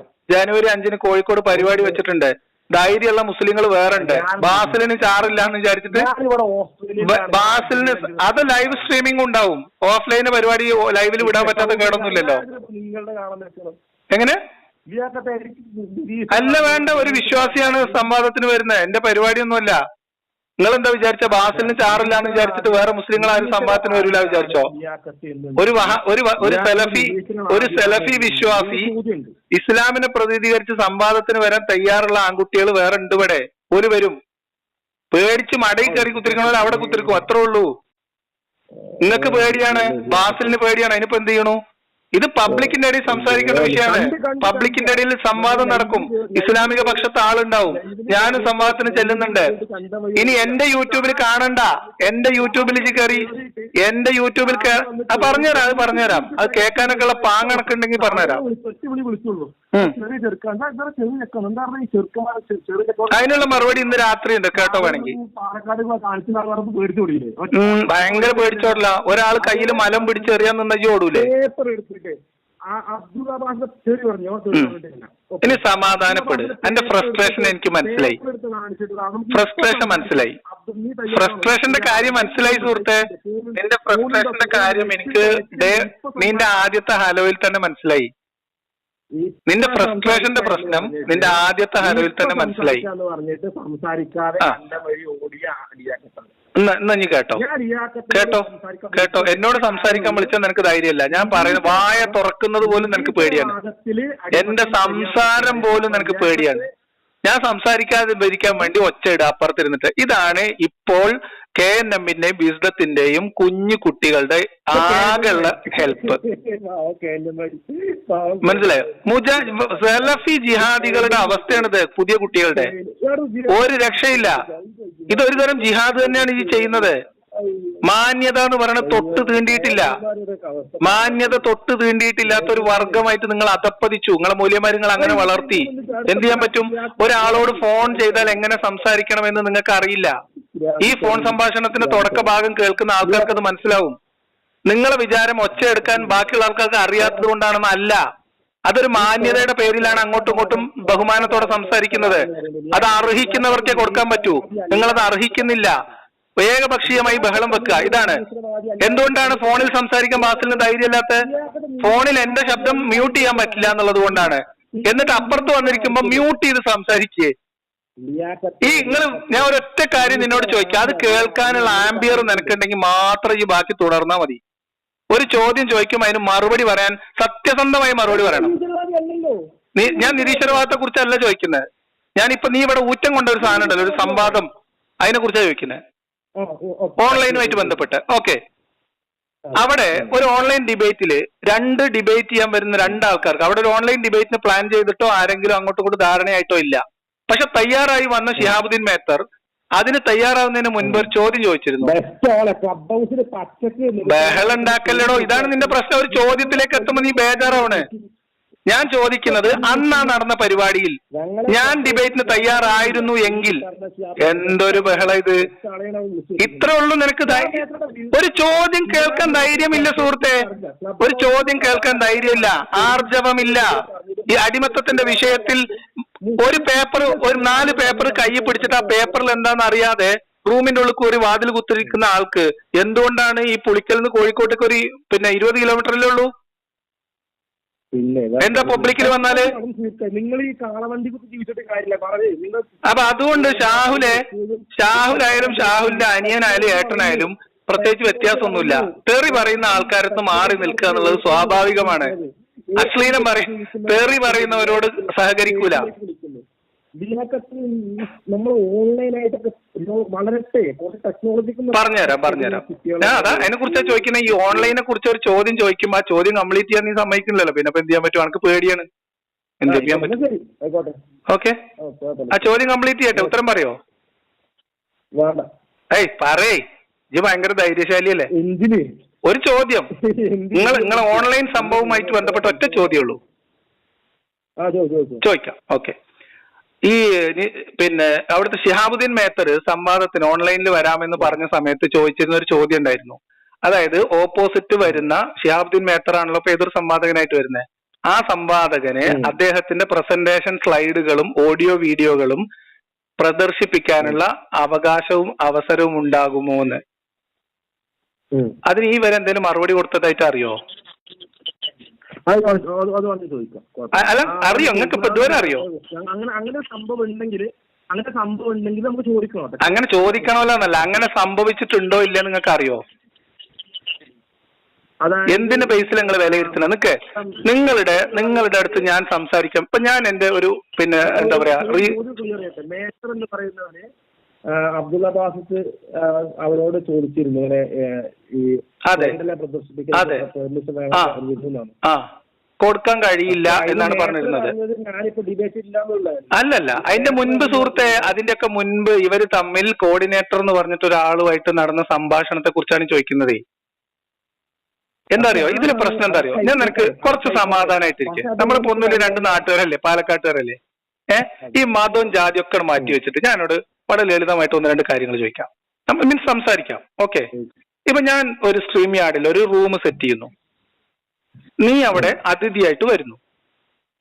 അതിഥിയായി വരുന്ന നിന്റെ അടുത്ത് ഞാൻ മുന്നോട്ട് വെക്കുന്ന വാദഗതികൾ പ്രസന്റ് ചെയ്യാനുള്ള എല്ലാ സ്പേസും എന്റെ കയ്യിലുണ്ട്. കാരണം എന്റെ അടുത്താണ് അതിന്റെ അഡ്മിൻ റോൾ ഉള്ളത്. എനിക്ക് സ്ലൈഡുകൾ പ്രസന്റ് ചെയ്യാം, വീഡിയോ ഓഡിയോ കേൾപ്പിക്കാം, വേറെ ഗസ്റ്റിനെ നമുക്ക് അഡീഷണൽ ആഡ് ചെയ്യാം, ഒക്കെ ചെയ്യാം. എനിക്ക് എന്റെ യൂട്യൂബിലേക്ക് അത് സ്ട്രീം ചെയ്യാം. നിങ്ങൾക്ക് അത് ഓഡിയോ വീഡിയോ പ്രസന്റ് ചെയ്യാനുള്ള, നിങ്ങൾക്ക് നിങ്ങളുടെ സിസ്റ്റത്തിൽ തന്നെ ഇരുന്നത് ചെയ്യാനുള്ള ഓപ്ഷൻ ഇല്ല, പ്രൊവിഷൻ ഇല്ല എന്ന് വിചാരിച്ചോ. ഈ ഒരാളെ സംബന്ധിച്ച് ഇപ്പുറത്തെ അഡ്മിൻ എനിക്ക് നിങ്ങൾ ഏത് സമയത്ത് മ്യൂട്ട് ചെയ്യാനുള്ള ഓപ്ഷൻ ഉണ്ടെന്ന് വിചാരിച്ചോ. അതേ സമയത്ത് നിങ്ങൾക്ക് എന്നെ മ്യൂട്ട് ചെയ്യാനുള്ള അവസരം ഇല്ലതാനും. മനസ്സിലായോ? നിങ്ങൾ സംസാരിക്കുമ്പോ എനിക്ക് മ്യൂട്ട് ചെയ്യാം, ഞാൻ സംസാരിക്കുമ്പോ പക്ഷെ നിങ്ങൾക്ക് മ്യൂട്ട് ചെയ്യാൻ പറ്റില്ല. നിങ്ങൾക്ക് ഡയറക്റ്റ് ആയിട്ട് പ്രസന്റേഷൻസ് സ്ലൈഡ് കാണിക്കാൻ പറ്റില്ല.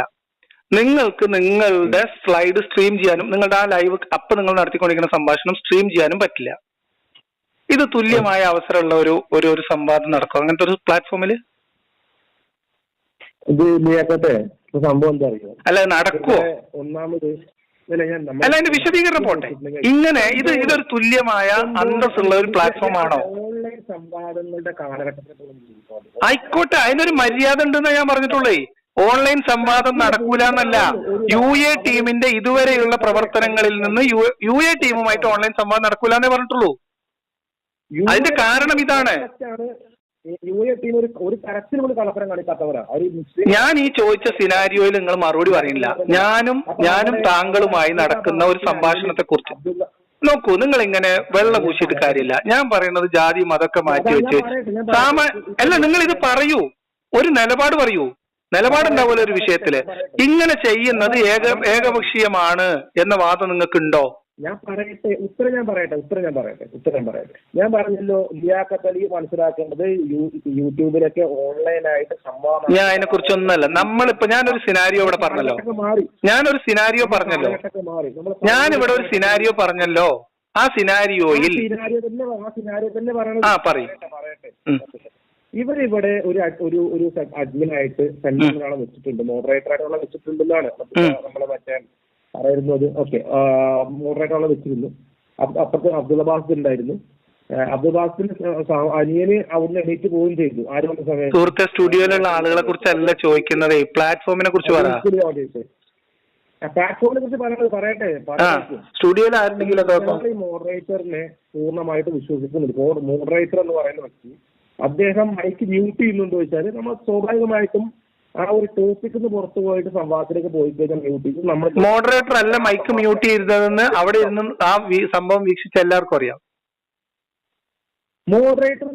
മോഡറേറ്റർ അല്ല മൈക്ക് മ്യൂട്ട് ചെയ്തിരുന്നത് അവിടെ. ആരായിക്കോട്ടെ, നീ സംസാരിക്കുന്നില്ല.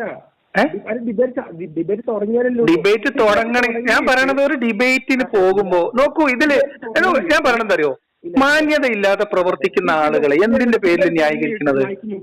ഞാൻ ചോദിക്കട്ടെ, ഡിബേറ്റ് എങ്ങനെയാണ് ഒരു ഡിബേറ്റ് ഫോം ചെയ്യുക? എങ്ങനെയാണ് ഒരു ഡിബേറ്റ് സ്ട്രക്ചർ ചെയ്യുക? ഇല്ലല്ല, ഞാൻ പറയുന്നത് എങ്ങനെയാണ് ഡിബേറ്റ് സ്ട്രക്ചർ ചെയ്യുക? എന്താണ് ഒരു ഡിബേറ്റ്? ഓൺലൈൻ ആയിക്കോട്ടെ ഓഫ്ലൈൻ ആയിക്കോട്ടെ, ആശയത്തിലുള്ള ആളുകൾ ഉണ്ടാവും. ആ ആളുകൾക്കും ആശയങ്ങൾ ഉണ്ടാവും, വാദഗതികൾ ഉണ്ടാവും. ഈ ആളുകൾക്കും ആ വാദഗതികൾ അവതരിപ്പിക്കാനുള്ള സമയം, സാഹചര്യം, സൗകര്യം, സന്ദർഭം ഇതെല്ലാം തുല്യമായിരിക്കണം.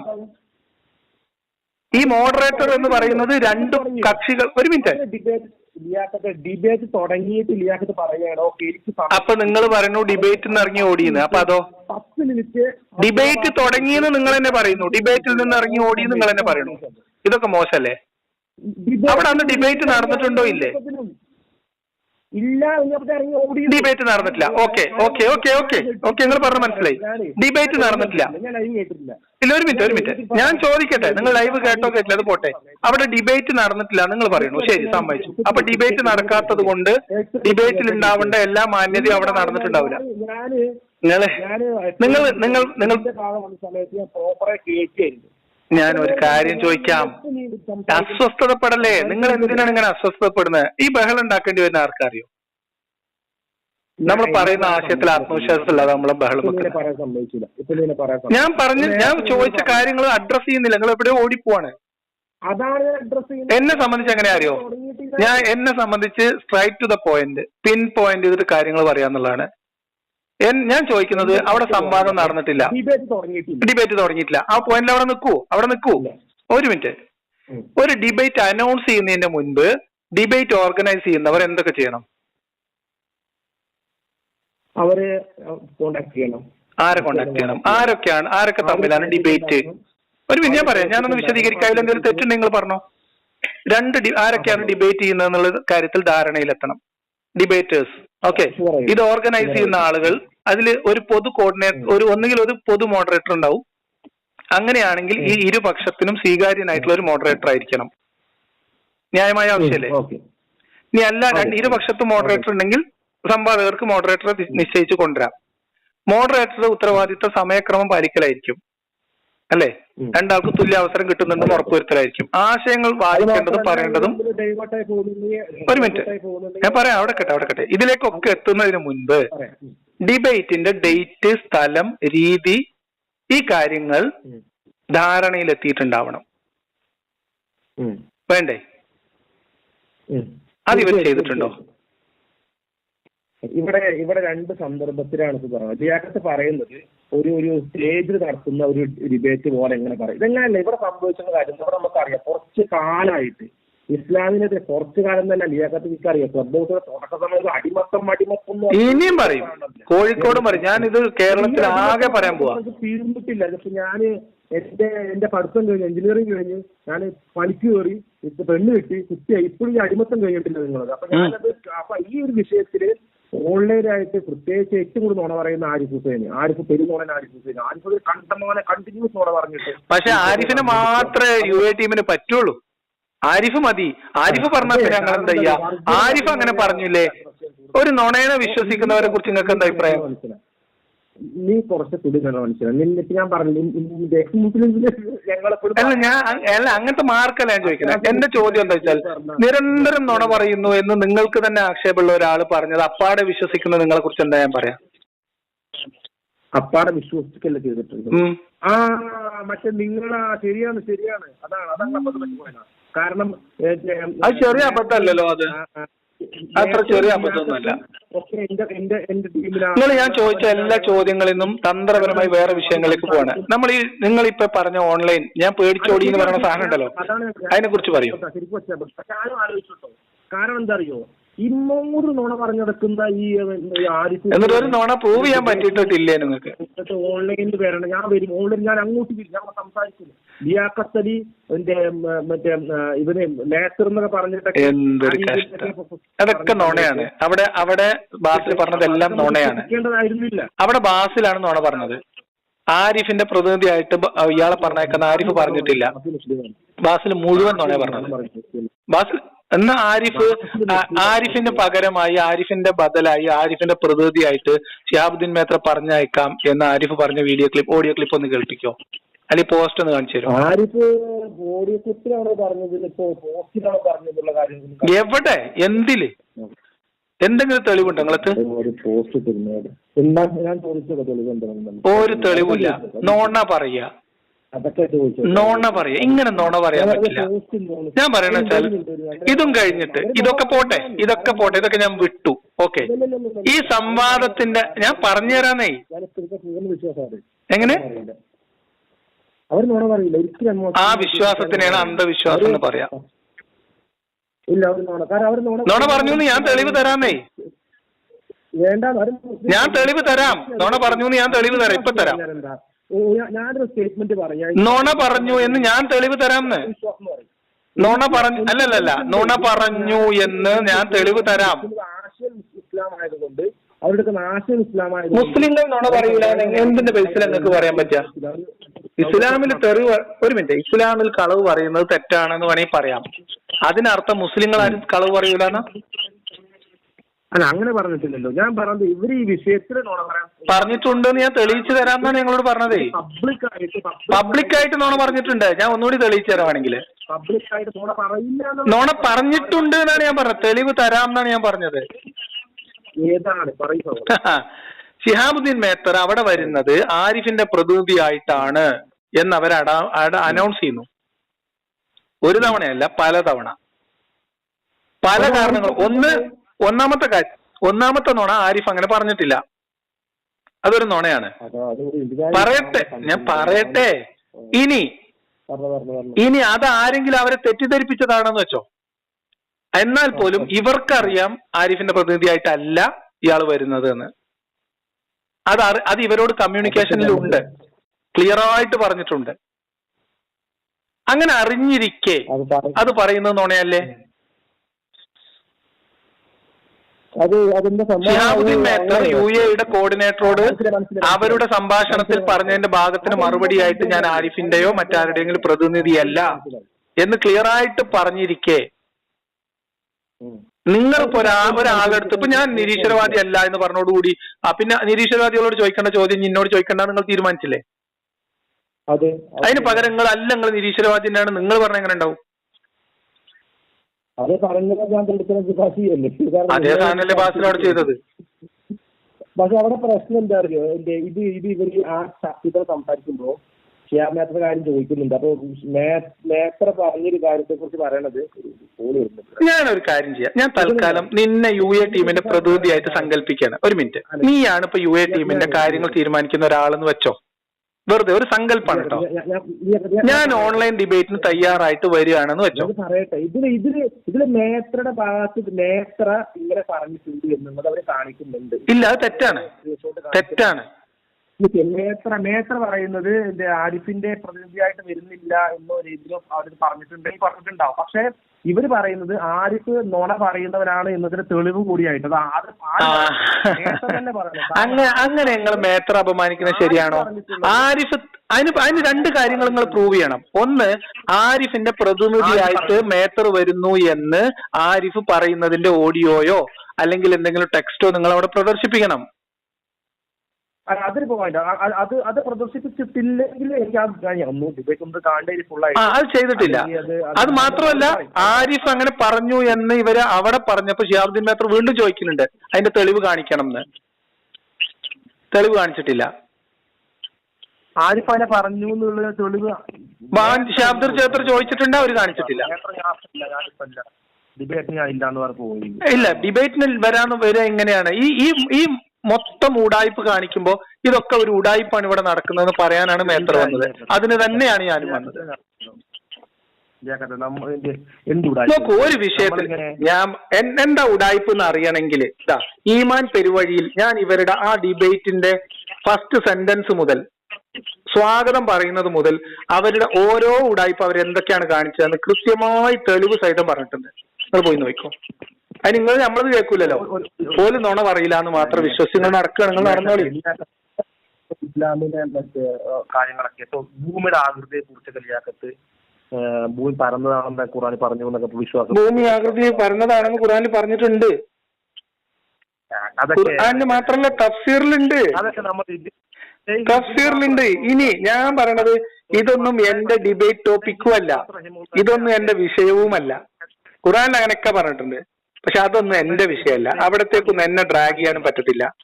എന്നെ സംബന്ധിച്ച് സാധാരണ മനുഷ്യനെ ബാധിക്കുന്ന തരം പ്രശ്നങ്ങളാണ്. ലിയാഖത്തിന്റെ വീഡിയോ കാണാത്ത കാരണം എന്താ പറയുക, ഞാൻ വല്ലപ്പോഴും കാണുള്ളൂ. ഫുള്ളാണ് കാണാത്ത കാരണം ലിയാഖത്ത് പറഞ്ഞല്ലോ. ഞാൻ കാണാറുള്ളത് ഇപ്പൊ ഷെയ്ഖ് ഇബ്നു ബാസ് റഹിമുള്ള, ഷെയ്ഖ് സാലിഹ് ഫൗസാൻ റഹിമുള്ള, അഫീറുള്ള, ഷെയ്ഖ് പിന്നെ ഇബ്നു തൈമിയ്യ റഹിമുള്ള, അദ്ദേഹത്തിന്റെ പുസ്തകങ്ങൾ, അതേപോലെ ഇതൊക്കെ നമ്മുടെ അക്ഷരത്തിൽ വാസ്തു ചെയ്യുക. നമ്മൾ ഇത്തരം വിഷയങ്ങളും അവരുടെ പ്രാമാണികമായിട്ടുള്ള ഗ്രന്ഥങ്ങളും കാര്യങ്ങളും പഠിക്കുന്നതും വായിക്കുന്നതും ഒക്കെ. എനിക്ക് ഇബ്നു ബാസ് റഹിമുള്ളാഹിനോട് ഇതേ ക്വസ്റ്റ്യൻ, ഭൂമിയുടെ ആകൃതിയെ കുറിച്ചിട്ട് ഭൂമി പരന്നതാണോ നോക്കുമ്പോൾ അല്ല എന്ന് പറഞ്ഞിട്ട് ഞാൻ പറയുന്നത്. ഭൂമി പരന്ന ആകൃതിയിലല്ല, ഇങ്ങനെയാണ് അതിന് തെളിവ്. ഭൂമി പരന്നതാണോന്ന് വെച്ചാൽ ഇപ്പോഴും അല്ലാന്ന് തന്നെ പറയാൻ പറ്റുള്ളൂ. കാരണം ഭൂമി പരന്നതല്ലല്ലോ, ഇപ്പൊ നമുക്കത് അറിയാലോ. ലോക പണ്ഡിതനായിട്ടുള്ള ഹദീസുകൾ മനഃപ്പാഠമാക്കും, ഖുർആൻ മനഃപ്പാഠമൊക്കെ ചെയ്തിട്ടുള്ള, ഖുർആൻ ഹദീസുകളൊക്കെ വിവർത്തനം അതൊക്കെ കൃത്യമായിട്ട് പഠിപ്പിക്കുകയോ ചെയ്തിട്ടുള്ള മഹാപണ്ഡിതന്മാരെ ഈ വിഷയത്തിൽ ഇങ്ങനെ പറയുമ്പോൾ ദീനുമായിട്ട് യാതൊരു ബന്ധമില്ലാത്ത ആരിഫ് ഹുസൈൻ ലിയാഖത്ത് വഴി വന്നോട് ഭൂമി പരന്നതാണ് ഖുർആൻ എന്ന് പറഞ്ഞിട്ട് ഞങ്ങൾ വിശ്വസിക്കും. ഖുർആനിലെ ഭൂമി പരന്നതാണ്, അതിൽ സംശയമൊന്നുമില്ല. എന്നെ സംബന്ധിച്ച് അതിനൊന്നും ഡിബേറ്റിനും പോകാറില്ല. എന്താ പ്രശ്നം അറിയോ? എന്നെ ഞാൻ പറഞ്ഞുതരാം, ഒന്നുകൂടി പറഞ്ഞുതരാം, വിശദമായിട്ട് പറഞ്ഞുതരാം. എന്നെ സംബന്ധിച്ച് ഞാൻ പറഞ്ഞുതരാം. എന്നെ സംബന്ധിച്ച് ഭൂമി ശാസ്ത്രീയമായിട്ടുള്ള കാര്യങ്ങള്, ഖുർആനിലെ ശാസ്ത്ര അത്ഭുതങ്ങൾ ഒളിഞ്ഞിരിപ്പുണ്ടോ, കണക്കുണ്ടോ, എന്നെ സംബന്ധിച്ച് ഇതൊന്നും അല്ല എന്റെ പ്രശ്നം. ഞാൻ വിമർശിക്കുന്നതും ഞാൻ സംസാരിക്കുന്നതും ഇതിനൊരു അവകാശവാദമുണ്ട്. മനുഷ്യ സമൂഹത്തിന്, മനുഷ്യർക്ക് ഏറ്റവും സന്തോഷവും സമാധാനത്തോടെ ജീവിക്കാനുള്ള, സമാധാനത്തോടെ ജീവിക്കാനുള്ള ഏറ്റവും ഉത്തമമായ ജീവിത പദ്ധതിയും സാമൂഹിക രാഷ്ട്രീയ നിയമവുമാണ് എന്ന വാദമുണ്ട്. അത് പൂർണ്ണമായും തെറ്റാണ്. അതായത് ഇസ്ലാം എന്ന് പറയുന്നത് കേവലമായ ശാസ്ത്രാത്ഭുതങ്ങൾ പറയുന്നു എന്ന അവകാശവാദം നിങ്ങൾക്ക് പോലും ഇല്ലല്ലോ. ഇല്ല ഇല്ല. ഇത് മനുഷ്യർക്ക് നേർവഴി കാണിക്കാനും മനുഷ്യർ ധാർമ്മിക ജീവിതം നയിക്കാനും ആവശ്യമായിട്ടുള്ള നിയമങ്ങളല്ലേ? അതല്ലേ ഇസ്ലാമിന്റെ പ്രധാന ഏരിയ? അല്ല, ഇതല്ലേ പ്രധാന.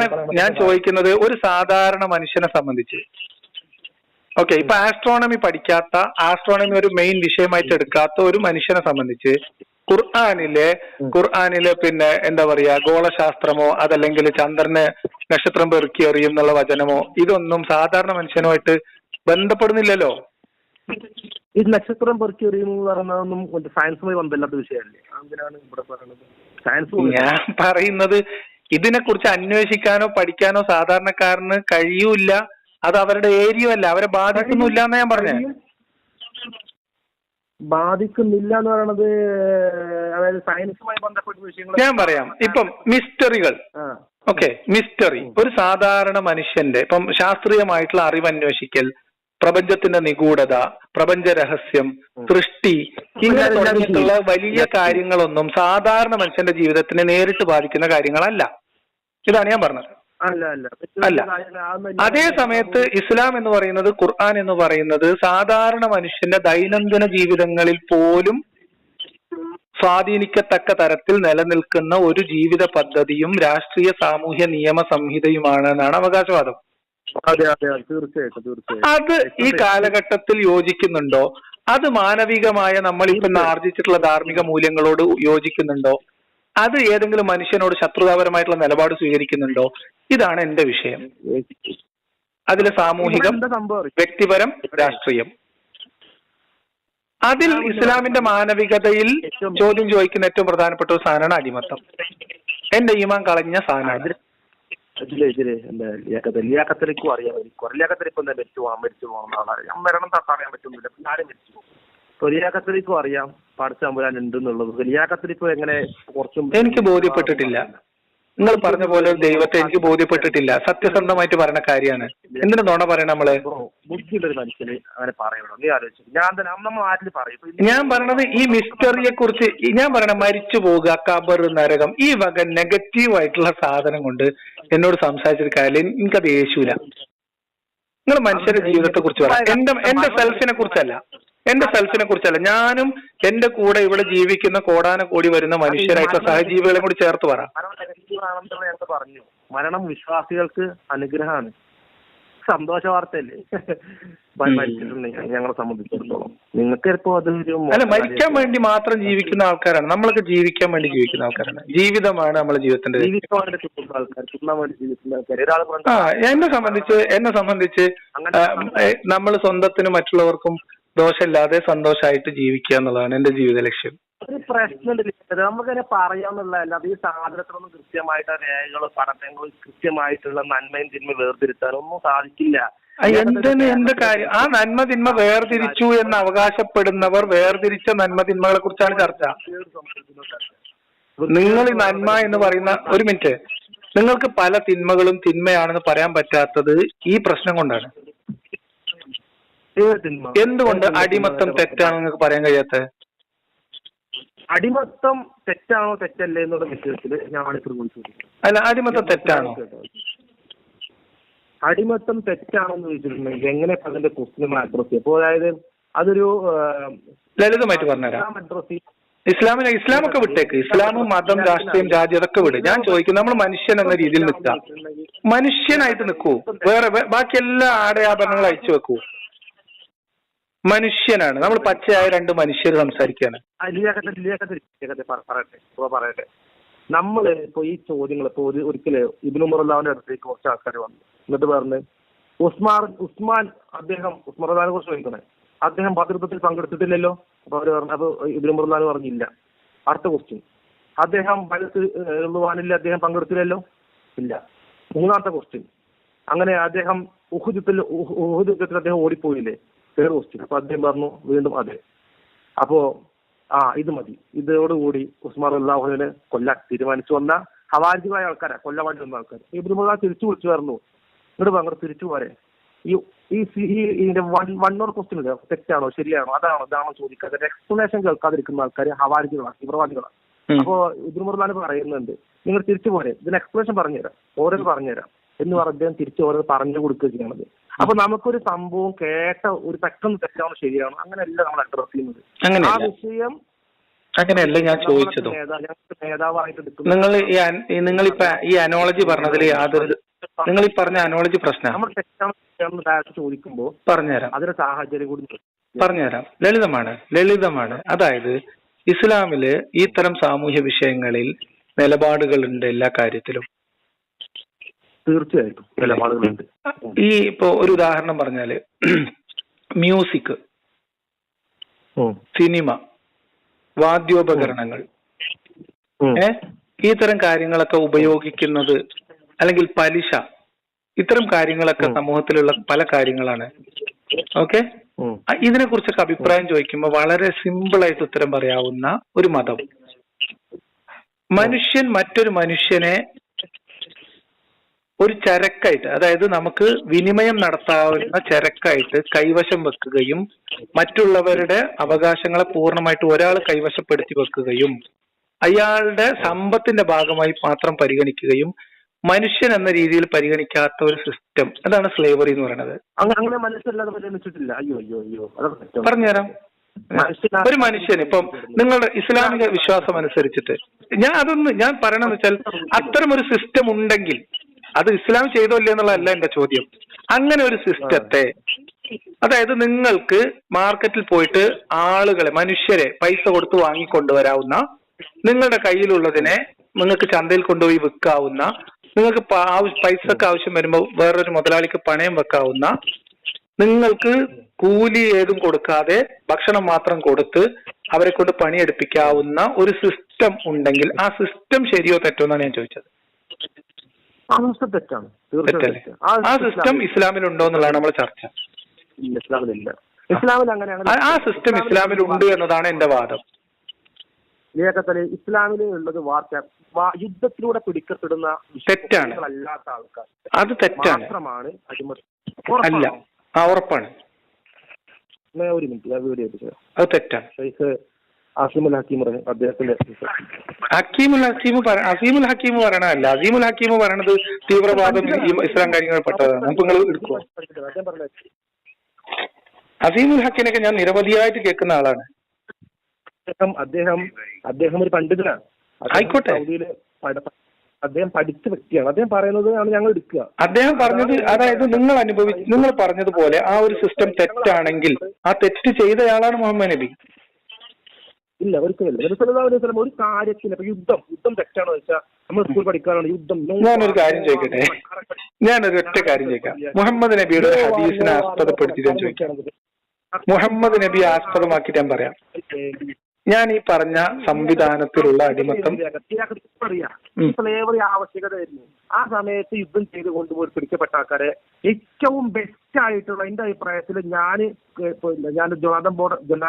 യുദ്ധ കുറ്റവാളികളെ കുറിച്ചേ അല്ല ചോദിച്ചത്. ചർച്ച അദ്ദേഹം കൃത്യമായി പറഞ്ഞ ഏറ്റവും ബെസ്റ്റ് ആയിട്ടുള്ള മെത്തേഡ് എന്ന് പറയുന്നത് അവരെ ലേബർ ആയിട്ട് യൂസ് ചെയ്യുക എന്നുള്ളതാണ്. അതിന് കാരണം എന്ന് പറയണമെങ്കിൽ ആ ഗവൺമെന്റിന് അതൊരു ഇമ്പ്രൂവ്മെന്റ് എടുക്കും. ഇല്ലല്ല, ഞാൻ ചോദിച്ചത് വാർ പ്രിസണേഴ്സിന്റെ കാര്യമേ അല്ല സുഹൃത്തെ. അത് ഒരു ഏരിയ മാത്രമാണ്. മനസ്സിലാക്കി പറയണേ. അതായത് ഞാൻ മനസ്സിലാക്കാൻ വേണ്ടി പറഞ്ഞു. അതിന് ഞാൻ വാർ പ്രിസണേഴ്സിന്റെ കാര്യമല്ല പറയുന്നത്. പ്രിസണേഴ്സ് ഓഫ് വാറിന്റെ കാര്യമേ അല്ല ഞാൻ പറയുന്ന അടിമത്തം എന്ന് പറയുന്നത് ഞാൻ നേരത്തെ പ്രിസ്ക്രൈബ് ചെയ്ത സിസ്റ്റമാണ്. ആ സിസ്റ്റം ഡിമോളിഷ് ചെയ്തിട്ടുണ്ടെന്നാണോ നിങ്ങളുടെ വാദം? മാത്രമേ അടിമകളാക്കി വെക്കാൻ പാടുള്ളൂ. ആ സിസ്റ്റം തന്നെ തെറ്റാണ്. ഞാൻ പറഞ്ഞത് ആ സിസ്റ്റത്തെ കുറിച്ചല്ല എന്റെ ചോദ്യം. ഇപ്പോ എന്റെ ചോദ്യം അടിമത്തം എന്ന് പറയുന്നത് ഞാൻ നേരത്തെ ഡിസ്ക്രൈബ് ചെയ്ത ഒരു വ്യവസ്ഥിതിയെ കുറിച്ചാണ്. ഒന്ന് കേക്ക് സുഹൃത്ത് സഹോദരൻ കേക്ക്. നമ്മൾ ഓരോ നാട്ടുകാരാണ്, പിന്നെ ഈ മനുഷ്യനാണ് നമ്മളൊക്കെ നാളെ മരിച്ചു പോകുന്ന ആൾക്കാർ, അത്രേ ഉള്ളൂ. മരിച്ചു പോകുന്ന ആൾക്കാർ മോശം. ശബ്ദം കേട്ടത് ഷാഹുൽ ഹമീദിന്റെ ശബ്ദത്തോട് ഭയങ്കര സാമ്യം തോന്നുന്നു കേട്ടോ. ഷാഹുൽ അടക്കം നമ്മളൊക്കെ ഒരു നാട്ടുകാരല്ലേ, പാലക്കാടല്ലേ. എങ്ങനെ അതില് ഷാഹുൽ ഈ ഞാൻ ഷാഹുലൊക്കെ ഒരു അത് വിചാരിച്ചിട്ട് ഇങ്ങനെ ശബ്ദത്തിൽ സാമ്യം ഉണ്ടാവും. എന്താ കഥ എനിക്കറിയില്ല. അപ്പൊ വിട രസമായിരുന്നു. ഞാൻ വേറെ വിഷയം പറയാം. ഇതിൽ ഞാൻ പറഞ്ഞു വരുന്നത് ഇത്ര നമ്മള് ഇവിടെ ഇസ്ലാം ചെയ്തിട്ടുള്ള ഒരു മാതൃക എന്ന് പറയുന്നത് ഞങ്ങളെ സംബന്ധിച്ചിടത്തോളം ഇസ്ലാം എല്ലാ മേഖലയിലും കൃത്യമായിട്ടുള്ള ഒരു മാർഗ്ഗനിർദ്ദേശം നൽകിയിട്ടുണ്ട്. അടിമത്തം എന്ന് പറയുന്നത് സ്വന്തം നടക്കണം എന്ന് ഇസ്ലാം പറയുന്നില്ല. ഫക്കുറക്കബ, നിങ്ങൾ അടിമയെ മോചിപ്പിക്കുക എന്ന് ഖുർആൻ പറയുന്നുണ്ട്. ഒരു തിന്മ ചെയ്തിട്ട് ഇപ്പൊ എനിക്ക് പോകും, ഞാൻ ഒരു പെൺകുട്ടിയെ മോശമായി കരുതി, ഞാൻ പറയട്ടോ അതാണ്. അപ്പൊ അല്ലെങ്കിൽ വേറെ ആളുടെ മോശമായി പെരുമാറി എന്തൊരു സംഭവങ്ങൾ ചെയ്തിട്ടുണ്ടെങ്കിലും തെറ്റ് ചെയ്താലും ആ തെറ്റിന് എനിക്ക് അന്നുള്ളൊരു ഓപ്ഷനാണ് വേഗം പോയിട്ട് ആരാണ് അടിമയായിട്ടുള്ളത് അയാളെ വാങ്ങി അയാളെ ഫ്രീയാക്കി വിടുക എന്നുള്ളത്. അതോട് കൂടിയിട്ട് ആ പാപങ്ങൾ അള്ളാഹുവിനൊക്കെ സ്വീകരിക്കപ്പെടുന്ന വിശ്വാസം മുസ്ലിങ്ങൾക്കുള്ളത്. അതേപോലെ ചന്ദ്രഗ്രഹണമുള്ള സമയത്ത്, സൂര്യഗ്രഹണമുള്ള സമയത്തൊക്കെ നിങ്ങൾ എന്ത് ചെയ്യുക, നിങ്ങൾ മാനിമിഷൻ ഓഫ് സ്ലേവ്സ് എന്ന് പറഞ്ഞിട്ട് അടിമത്തത്തെ കുറിച്ചിട്ടുള്ള ബുഹാരിക്കകത്ത് കൊടുത്ത ഹദീസുകൾ കാണാൻ സാധിക്കും. നിങ്ങൾ ചന്ദ്രഗ്രഹണ സമയത്ത്, സൂര്യഗ്രഹണ സമയത്ത് നിങ്ങൾ അടിമയെ മോചിപ്പിക്കുക ഇതൊന്നും വേറെ ലോകത്തിൽ മനുഷ്യൻ പറഞ്ഞിട്ടില്ല, പറഞ്ഞിട്ടില്ല. തെറ്റാണ്. അതേപോലെ അടിമത്ത മോചനം പുണ്യമായിട്ടും സന്തോഷ സമയങ്ങളിലും അതിനു മുമ്പ് സംഭവിച്ചിട്ടുണ്ട്. പുണ്യം കിട്ടുമെന്ന വിശ്വാസം മുഹമ്മദ് ജീവിച്ച സമൂഹത്തിലുണ്ടായിരുന്നു. അല്ല ആയിക്കോട്ടെ, ഞാൻ പറയണേ. അല്ല മുഹമ്മദ് നബി മാത്രം പറഞ്ഞതല്ല എന്ന് ഞാൻ പറയുന്നത് അറിവിലേക്ക് പറഞ്ഞേ ഉള്ളൂ. അതിനു മുമ്പ് വേറെ ആരും പറഞ്ഞിട്ടുണ്ടെങ്കിൽ വളരെ നല്ലത്. അങ്ങനെ പറഞ്ഞ കാരണം പ്രവാചകന്മാരെ മുമ്പ് വന്നിട്ടുണ്ട്, അവരുടെ ഭാഷ, അവരുടെ കാര്യങ്ങൾ നിലനിൽക്കുന്നുണ്ടാവും, തീർച്ചയായിട്ടും ഉണ്ടാവും. എനിക്കത് വിഷയമൊന്നുമില്ല. ഞാൻ പറഞ്ഞു, ഞാൻ എന്റെ അറിവിൽ നബി സല്ലല്ലാഹു അലൈഹി വസല്ലം അവിടെ പറയുന്നത് ഞാൻ ഞെട്ടിപ്പോയി. ചന്ദ്രഗ്രഹണ സമയത്ത്, സൂര്യഗ്രഹണ സമയത്ത് കടിഞ്ഞു കൊണ്ടിരിക്കണമെന്നൊക്കെ പ്രവാചകൻ പറഞ്ഞു. എനിക്ക് ആ സമയത്ത് ഭയങ്കര എക്സൈറ്റഡ് ആയി സമയത്ത്. നബി സല്ലല്ലാഹു അലൈഹി വസല്ലം അവിടെ പറഞ്ഞു, അടിമയെ നിങ്ങൾ അവിടെ വരുന്നത് ഈ ഒരു യുദ്ധ സമയത്ത് പിടിക്കപ്പെടുന്ന ആൾക്കാർ, അവർ നമ്മളെ കൊല്ലാൻ വരുന്ന ആൾക്കാർ, നമ്മൾ ശത്രുക്കളാണ്. അവരെ കൊണ്ടുവന്നിട്ട് അവരെ കൊന്നു. അങ്ങനെയൊന്നും അല്ല സുഹൃത്തെ. നമ്മൾ എന്താ പറയാ, എന്റെ പ്രശ്നം എന്താ പറയാ, എന്തുകൊണ്ട് ഇടപെടുന്നത് പറഞ്ഞുതരാം. എനിക്ക് മനുഷ്യരെ കുറിച്ച് ഇങ്ങനെ പറയുന്നത് എനിക്ക് അസഹനീയമാണ്. കാരണം നിങ്ങൾ ഈ പറഞ്ഞ രീതിയിലല്ല കാര്യം. ഇത് എത്രയോ തവണ. അപ്പൊ ഞാനൊരു ഉദാഹരണം പറയാം. ഞാൻ എന്റെ ഇസ്ലാം മത വിശ്വാസം നഷ്ടപ്പെട്ട സമയത്ത് എന്റെ ഒരു സുഹൃത്ത്, എന്റെ ആത്മാർത്ഥ സുഹൃത്താണ്, ജാബിർ എന്നാണ് ആളുടെ പേര്. പറയട്ടെ, ഒരു അനുഭവം പറഞ്ഞുതരാണ്. ഈ സുഹൃത്ത് എന്നെ വിളിച്ചിട്ട് പറഞ്ഞു, എടാ എനിക്ക് ഭയങ്കര വിഷമമുണ്ട് നീ ഇങ്ങനെ പോകുന്നതില്. അപ്പം അവർ ആത്മാർത്ഥമായിട്ട് സ്നേഹത്തോടെ വിളിച്ച് പറയുന്നതാണ്. അപ്പൊ എനിക്ക് അവനെ ബോധ്യപ്പെടുത്താനൊന്നും കഴിയില്ല. അപ്പം അവൻ എന്നോട് പറഞ്ഞത്, നിനക്ക് എന്ത് സംശയം ഉണ്ടെങ്കിലും ഞാൻ ക്ലിയർ ചെയ്ത് തരാമെന്ന് പറഞ്ഞിട്ട് ഒരു ബാക്കവി ഉസ്താദിന് ഒരു വാട്സപ്പ് ഗ്രൂപ്പ് ഉണ്ടാക്കി. ഞാൻ ഈ കാര്യങ്ങൾ ചോദിച്ചു. അപ്പൊ ഉസ്താദ് പറഞ്ഞത്, ഞാൻ ചോദിച്ച ചോദ്യങ്ങൾക്കൊക്കെ മറുപടി പറഞ്ഞു. ആദ്യം എന്നോട് പറഞ്ഞു ഇസ്ലാമിൽ അടിമത്തില്ല എന്നാണ്.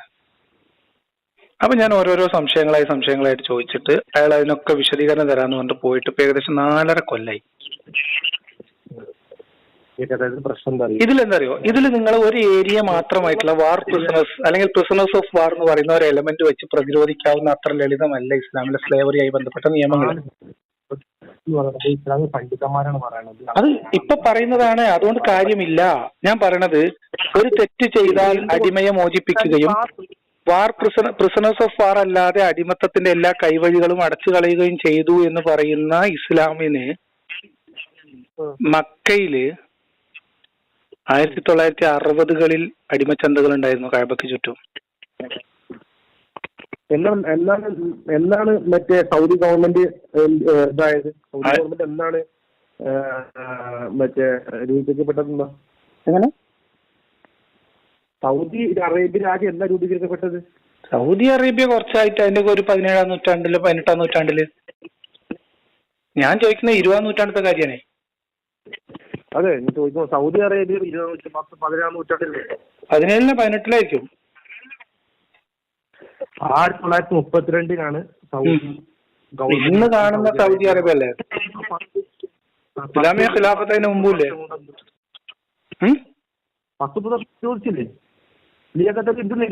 അല്ല, ഇന്ന് കാണുന്ന കിങ്ഡം ഓഫ് സൗദി അറേബ്യ എന്ന് പറയുന്ന ആധുനിക ദേശരാഷ്ട്രം ഉണ്ടാവുന്നതിന് മുമ്പ് അവിടുത്തെ ഖിലാഫത്തും ഭരണമൊക്കെ ആരുടെയായിരുന്നു? പക്ഷെ അന്ന് യുദ്ധങ്ങളുണ്ടല്ലോ സുഹൃത്തെ. അന്ന് ഇങ്ങനെ ഇന്ത്യ നമ്മൾ ലോകത്തിനെ പോലെ ഭൂമിയിൽ എന്തൊക്കെയാണ് സുഹൃത്തെ പറയുന്നത്? ഇതാണ് പാകിസ്ഥാൻ എന്ന് പറഞ്ഞിട്ട് ബോർഡർ ഒന്നും കൊടുത്തിട്ടില്ല. അന്ന് യുദ്ധങ്ങളുണ്ടാവും. അന്ന് സർവ്വസാധാരണമായി ഞാൻ നിങ്ങളോട് ചോദിക്കുന്നത്, ഇന്നത്തെ ഹുക്കും എന്താ? ഞാൻ ചോദിക്കാം യുദ്ധ തടവുകാരല്ലാത്ത ഇനി ഇസ്ലാമിനെ സംബന്ധിച്ചിടത്തോളം അടിമത്തം എന്ന് പറഞ്ഞ വിഷയം ഇനി പുതുതായിട്ട് ഒരാൾ അടിമയാക്കാൻ ഇസ്ലാമിന് അനുവാദമല്ല, ഒരു തരത്തിൽ അനുവാദമല്ല. വേറൊരു വിഭാഗം, അതായത് ഇസ്ലാമികമല്ലാത്ത ഒരു വിഭാഗം വേറെ എവിടെയെങ്കിലും ഏതോ ഒരു നാട്ടില് അടിമ സിസ്റ്റം ഉണ്ട് എന്ന് വിചാരിച്ചോ, അവിടെ പോയിട്ട് അടിമകളെ പൈസ കൊടുത്ത് വാങ്ങിക്കൊണ്ടല്ലോ? പറ്റില്ലേ? പറ്റൂലേ? ഇല്ല, കാരണം അത് നമ്മൾ കരാർ ഏറ്റെടുത്തിട്ടുണ്ട്. ഇപ്പൊ ഇസ്ലാമില് നമ്മുടെ കരാർ പാലിക്കണം എന്നുള്ളത് ഏറ്റവും ഇമ്പോർട്ടന്റ്. മഹാപാപങ്ങളെപ്പെട്ട പാപങ്ങൾ വിശ്വസിക്കുന്നവരെ ആരുമായിട്ട് കരാർ ഏറ്റെടുത്തു? ലംഘിക്കാൻ കരാർ എന്ന് പറയണമെങ്കിൽ അടിമത്തം ഇല്ല എന്ന രീതിയിൽ ലോകത്തില് കരാറുള്ളതാണ് എല്ലാ രാജ്യങ്ങൾക്കും. അത് സൃഷ്ടിക്കാൻ പാടില്ല. ആ കരാറുമായിട്ട് നടന്ന സൗദി അറേബ്യയിലൊക്കെ അടിമത്തം നിരോധിക്കുന്നതിന് മുമ്പ് നടന്ന രാഷ്ട്രീയ കോലാഹലങ്ങളും എഴുത്തുകുത്തുകളും ഒക്കെ നിങ്ങളൊന്ന് പരിശോധിച്ചാൽ മതി നിങ്ങളെ പഠനത്തിന്റെ ഭാഗമായിട്ട്. ഇന്ത്യയിൽ അടിമത്തം നിരോധിക്കുന്നത് 1800-കളിലാണ്. 1800-കളില് ഇന്ത്യയില്. ആ സമയത്ത് അങ്ങനെയല്ല ഞാൻ പറഞ്ഞത്. ആ സിസ്റ്റത്തിൽ ഇസ്ലാമിൽ അതിന്റെ ഹുക്കുമ് ഹലാലാണ്. ഇതാണ് എന്റെ വാദം. ഇസ്ലാമിലെ ഹുക്കും എന്ന് പറയുന്നത് ഇസ്ലാമില് കരാർ പാലിക്കുക എന്നുള്ളത് ഏറ്റവും ഇമ്പോർട്ടന്റ്. അതിന് തെളിവായിട്ട് ഞാൻ പറഞ്ഞൊരു കാര്യം പറയാം. ഇസ്ലാമിൽ അനുവദനീയമാക്കപ്പെട്ട ഒരു കാര്യം ഹറാമായി അനുവദിച്ചുകൊണ്ട് ഒരു കരാറിൽ ഏർപ്പെടാൻ അനുവാദം ഉണ്ടോ? എങ്ങനെ? ഇസ്ലാമിക നിയമം അനുസരിച്ച് അള്ളാഹു ഹലാലാക്കിയ ഒരു കാര്യം അത് ഹറാമായിട്ട് പരിഗണിക്കുന്ന തരത്തിൽ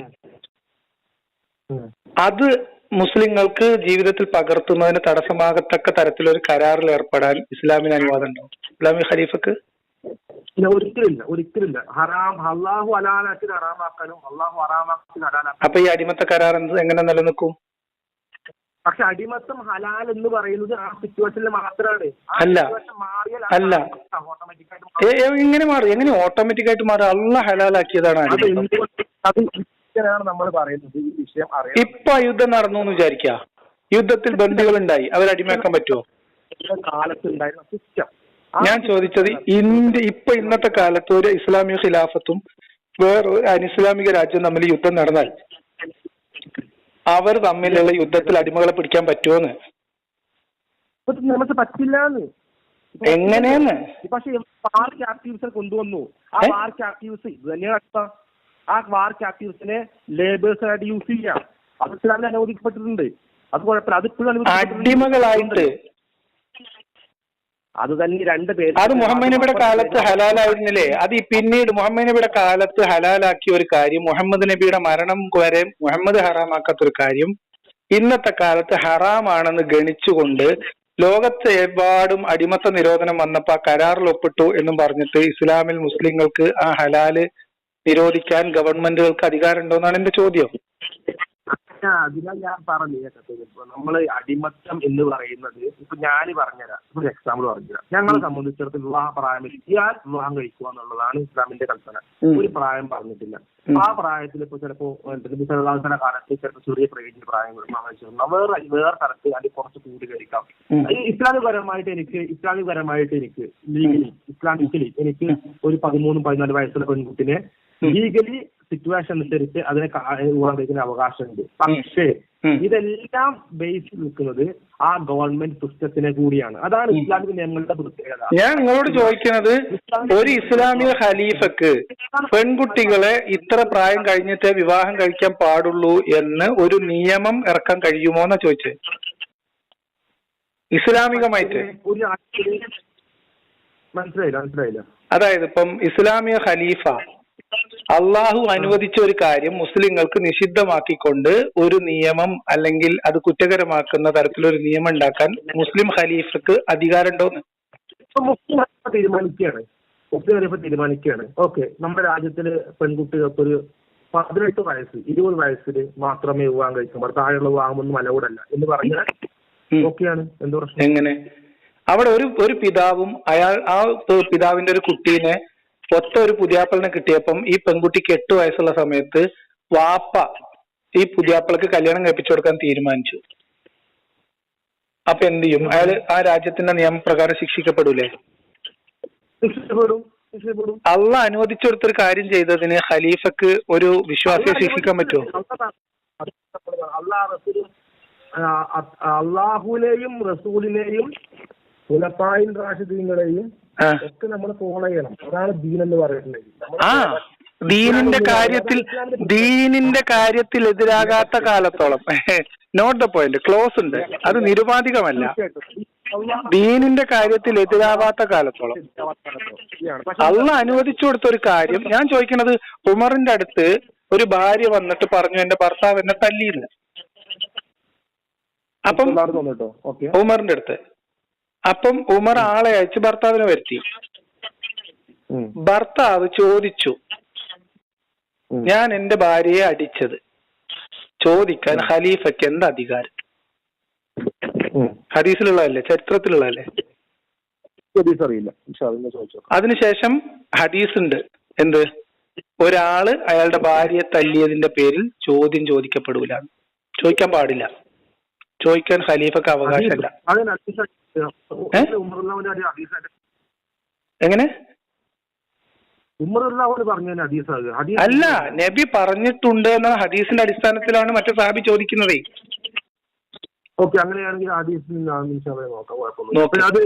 അപ്പൊ എന്തായാലും ഈ കാര്യത്തില് അടിമത്തം കുറച്ച് വളരെ ഗൗരവതരമായി. ഇപ്പൊ നിങ്ങളിപ്പോ ഞാൻ വിശ്വാസിയാണെങ്കിൽ അൽഹംദുലില്ലാ എന്ന് പറയുന്ന സമയം കഴിഞ്ഞു. കാരണം അടിമത്തം ഒരു സ്ലേവറി എന്ന് പറയുന്നത് ആസ് എ സിസ്റ്റം അതൊരു മാനവിക വിരുദ്ധമായിട്ടുള്ള സിസ്റ്റം ആണെന്ന് നിങ്ങൾക്ക് ബോധ്യമുണ്ടല്ലോ. അതിന് വലിയ സന്തോഷമുള്ള കാര്യമാണ്. എല്ലാ മനുഷ്യർക്കും അറിയുന്ന കാര്യമാണ് അടിമത്തം എന്ന് പറയുന്ന മോശം കാര്യം തന്നെയാണ്. ആ ഒരു ബോധ്യം ഉണ്ടാക്കലാണ് ഇന്ത്യ പണി ഈ വിഷയത്തില്.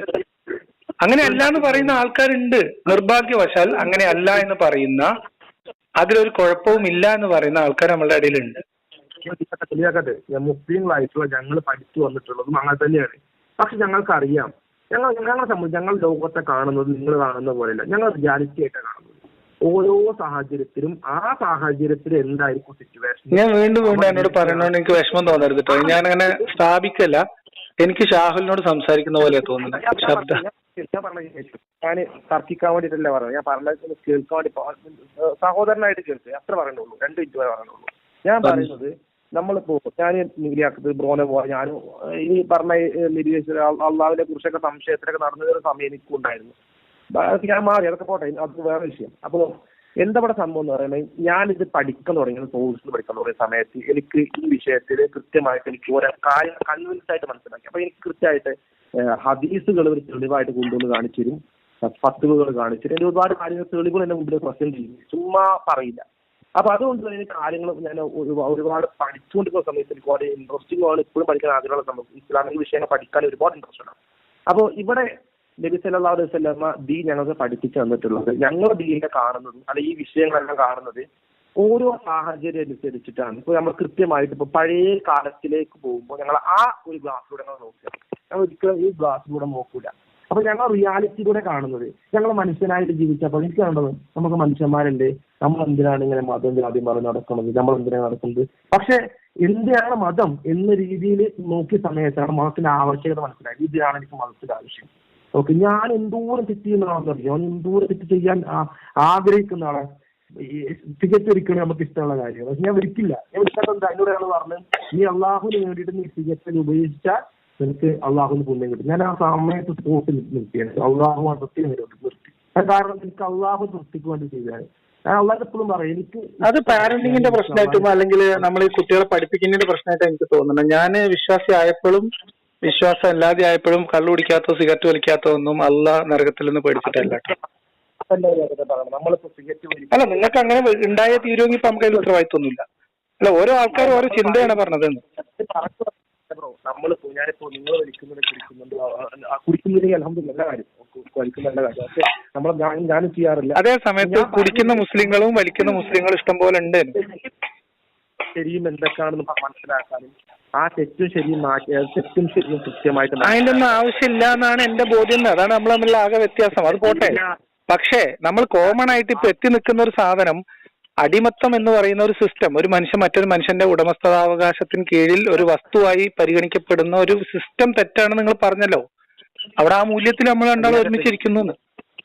ഇവിടെ പറഞ്ഞ കാര്യം എന്ന് പറയുന്നത്, ഞാൻ പറഞ്ഞത് നമ്മൾ കാണുന്നത് ഞാൻ ആ ഒരു സംഭവത്തെ കുറിച്ച് പഠിക്കുന്നു, മനസ്സിലാക്കുന്നു, ആ ഒരു സിറ്റുവേഷൻ നോക്കിയിട്ടാണ് അവിടെ എന്താണ് സംഭവിച്ചിട്ടുള്ളത്, അവിടെ ആ കാലഘട്ടത്തിൽ എങ്ങനെയായിരുന്നു. അല്ല, അതൊക്കെ അങ്ങനെ തന്നെയാണ്. എല്ലാ ആളുകളും അങ്ങനെ തന്നെയാണ് മനസ്സിലാക്കുന്നത്.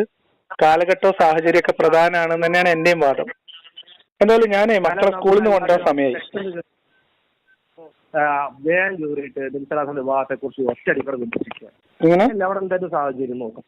അതേപോലെ തന്നെ യുദ്ധത്തെ കുറിച്ച് ഒറ്റയടിക്കടെ വിമർശിക്കുക. ഇതെല്ലാം അങ്ങനെ തന്നെ. അല്ലല്ല, ഞാൻ അങ്ങനെയല്ല. ഞാൻ ഇതിന്റെ അന്നത്തെ സാഹചര്യവും ഇന്ന് അതെങ്ങനെയാണ് മനുഷ്യരുടെ ജീവിതത്തിലും ചിന്താഗതിയിലും അവരുടെ മൂല്യബോധത്തിലും പ്രതിഫലിക്കുന്നതെന്നും കൂടി നോക്കിയിട്ടാണ് വിമർശിക്കാറുള്ളത്. ഈ രണ്ട് എലമെന്റും പരിഗണിച്ചിട്ടാണ് ഞാൻ മതവിമർശനം നടത്തുന്നത്. ഇപ്പോഴും യുദ്ധം ചെയ്തിട്ടുണ്ടെങ്കിൽ അവരെ പിടിച്ചുകൊണ്ട് പോയിട്ട് ഫോഴ്സ് ലേബർ ചെയ്യിപ്പിക്കാം എന്നുള്ളത്, ഫോഴ്സ് ലേബർ ചെയ്യിപ്പിക്കാൻ പറ്റുന്നത് പോലും തെറ്റാണ്. അത് തെറ്റാണ്. അത് തെറ്റാണെന്ന് മാത്രമല്ല, അതില് ഒരുപാട് നിയമങ്ങൾ, അന്താരാഷ്ട്ര നിയമങ്ങൾ നിലവിലുണ്ട്. എന്റെ മനസ്സിലാക്കലില് ഒട്ടുമിക്ക അറേബ്യൻ രാജ്യങ്ങൾ, ഇസ്ലാമിക രാജ്യങ്ങളൊക്കെ ജനീവ കൺവെൻഷൻ അംഗീകരിച്ചിട്ടുണ്ടെന്നാണ്. പാകിസ്ഥാനിൽ കുറച്ച് ആൾക്കാർ വന്നിട്ട് ഇന്ത്യൻ ആക്രമിക്കാൻ വേണ്ടി വന്നിരിച്ചു. അപ്പൊ അവർ വന്ന് ആക്രമിച്ചിട്ട് നമ്മള് അവരെ കൊണ്ടുപോയി അറസ്റ്റ് ചെയ്ത് കൊണ്ടുപോയി. അപ്പൊ നമ്മൾ അവരെ ജയിലിടാൻ തീരുമാനിച്ചു. അപ്പൊ അവർ നമ്മളിങ്ങനെ പറഞ്ഞു ഗോകുലിന്റെ സ്വാമിക്ക് തിന്നാൻ കൊടുത്തു. അതൊക്കെ വേറെ വിഷയമാണ് സുഹൃത്തെ. അതും സ്ലേവറിയായിട്ട് ഡയറക്റ്റ് ബന്ധമുള്ള സാധനമല്ല. ഞാൻ പറഞ്ഞുതരാം. ഇതൊക്കെയാണ് നമ്മൾ പൊതുസമൂഹത്തിന്റെ ഇടയിൽ ചർച്ചയ്ക്ക് വെക്കുന്നതും. ഇത് ഭയങ്കരമായിട്ടുള്ള, ഇതിൽ ജനാധിപത്യ രീതിയിലുള്ള ചർച്ചകൾ നടക്കട്ടെ, ആളുകളുടെ അവബോധം ഉണ്ടാവട്ടെ, തെറ്റിദ്ധാരണകൾ മാറട്ടെ എല്ലാവരുടെയും. ലിയാഖത്തിന്റെ പ്രശ്നം എന്താ പറയുക? ലിയാഖത്ത് ഇസ്ലാമിനെ നേരാക്കാൻ, ഇസ്ലാമിക് വിഷയങ്ങള് മറ്റൊക്കെ മനസ്സിലാവാനോ, അല്ലെങ്കിൽ ഇപ്പോ ഓക്കെ ഇങ്ങനെ പ്രശ്നങ്ങളെ കാണുന്നുണ്ട് എന്നുള്ളതൊക്കെ ഒരു നല്ല ബോധത്തോടു കൂടിയാണ് ചെയ്യുന്നത് എന്നൊക്കെ പറയുന്നുണ്ടെങ്കിലും ഇതൊക്കെ എടുത്ത് ഉപയോഗിക്കുന്ന ലിയാഖത്തിന്റെ മൊത്തം കാര്യങ്ങളൊക്കെ യൂസ് ചെയ്യുന്നതും എല്ലാം ചെയ്യുന്നത് ഈ പറഞ്ഞ സംഘപരിവാറിന്റെ ആൾക്കാരൊക്കെ. സംഘപരിവാർ എല്ലാവർക്കും യൂസ് ചെയ്യും. സംഘപരിവാർ പിന്നെ ഈ മുജാഹിദ് വാലിശേന്റെ ഉപയോഗിക്കും, സിംസാർ ലക്കിന്റെ ഉപയോഗിക്കും. സംഘപരിവാർ പല ആൾക്കാരും എന്റെ വീഡിയോ എടുത്തിട്ട് പറയുന്നത് ഞാൻ സുഡാപ്പിയാണ്, ഇപ്പോഴും അവന്റെ ഉള്ളിൽ ഒരു ജിഹാദി ഉറങ്ങിക്കിടപ്പുണ്ടെന്നാണ്. അല്ല, വിളിക്കുന്ന ആൾക്കാരുണ്ട്. ഇപ്പൊ നമ്മുടെ അനിൽകുമാർ അയ്യപ്പനോ എന്തോ ഒരു ചങ്ങായില്ലേ, എന്താ അനിൽ കൊടിത്തോട്ടം പറഞ്ഞത് 2-3 കൊല്ലം മുമ്പ് പറഞ്ഞത്, ഒറ്റ കൊല്ലം കൊണ്ട് ലിയാഖത്ത് തിരിച്ചു പോകുന്നത് നോക്കിക്കോ, അവന്റെ ഉള്ളിൽ ഇപ്പോഴും ഒരു സുഡാപ്പി ഉറങ്ങിക്കിടക്കുന്നുണ്ടായിരുന്നു. അപ്പൊ അത് ആൾക്കാർ, ഓരോ ആളുകളുടെ കാഴ്ചപ്പാടിന്റെ പ്രശ്നമാണ്. അതിനിപ്പോ നമുക്ക് ഉത്തരവാദിത്തമില്ല. നമുക്ക് നമ്മളെ ബോധ്യങ്ങൾ മുന്നോട്ട് പോകാനേ പറ്റുള്ളൂ. Anyway, thank you. നമുക്ക് ഇനി സംസാരിക്കാം. ഞാന് കുട്ടികളെ കൊണ്ടുവരാൻ വേണ്ടിട്ടേ പോണം. ഇല്ല, ജസ്റ്റ് കാര്യം. പിന്നെ ബ്രോന് പറയാനുള്ളത്, എന്തായാലും നമ്മളൊക്കെ ഒന്ന് പറ്റെങ്കിൽ വിശ്വാസപരമായ കാര്യങ്ങളൊക്കെ ഒന്ന് പഠിച്ചിട്ട് ഇൻഷാ അല്ലാഹു ഹിദായത്ത് നൽകുകയാണെങ്കിൽ, അല്ലാഹ് തരുകയാണെങ്കിലേ പറ്റുള്ളൂ. നിങ്ങൾ പ്രാർത്ഥിക്കുക. നിങ്ങൾ എനിക്ക് ഹിദായത്ത് തരാൻ വേണ്ടി നിങ്ങൾ അല്ലാഹുവിനോട് പ്രാർത്ഥിക്കുക. അല്ലാഹ് തരുകയാണെങ്കിലേ പിന്നെ നിങ്ങൾക്ക് കിട്ടുള്ളൂ. പണ്ഡിതനോട് ചോദിച്ചിട്ടുണ്ട് എന്തുകൊണ്ടാണ് അല്ലാഹു ഹിദായത്ത് എന്ന് പറയുന്നത്, എന്ന് പറയാം. അപ്പൊ പറഞ്ഞാൽ അത് ആ ക്വാളിറ്റി വേണം, അതിനനുസരിച്ചുള്ള ക്വാളിറ്റിന്റെ ഉള്ള ഒരു ഗിഫ്റ്റ് പോലെയാണത്. ഞാൻ ഗിഫ്റ്റ് അല്ലല്ലോ, ക്വാളിറ്റി നോക്കിയിട്ട്. ഇതൊക്കെ അള്ളാന്റെ ഔദാര്യമാണ്. ഞാൻ കേട്ടെ, ഈ വിശ്വാസികൾ ഇടക്കിടക്ക് പറയുന്ന സാധനം ഈ ഔദാര്യം എന്നുള്ളതൊക്കെ അള്ളാഹുവിന്റെ ഔദാര്യമായിട്ടാണ് ഞാൻ മനസ്സിലാക്കുന്നത്. ക്വാളിറ്റി ഉള്ളവർക്ക് എല്ലാവർക്കും കൊടുത്തോളം നിർബന്ധമൊന്നുമില്ല. അള്ളാഹുവിന് അതിൽ ഡിസ്ക്രിപ്ഷൻ ഉണ്ട് അല്ലേ? അള്ളാഹുവിന് അതിൽ ഡിസ്ക്രിപ്ഷൻ ഉണ്ട്. പറയാം, നമ്മള് ഭൂമിയിൽ ജനിച്ചു വീണ സമയത്ത് നമ്മളൊന്നുമല്ല, നമ്മളിപ്പോഴും ഒന്നുമല്ല. ആയിക്കോട്ടെ, അതൊന്നും കുഴപ്പമില്ല, അതൊന്നും കുഴപ്പമില്ല. എന്തായാലും ശരി, ഞാൻ നമ്മൾ ഇതെല്ലാം സംസാരിച്ചില്ല, സമയം ഒരുപാടായി. ശരി, ഓക്കെ.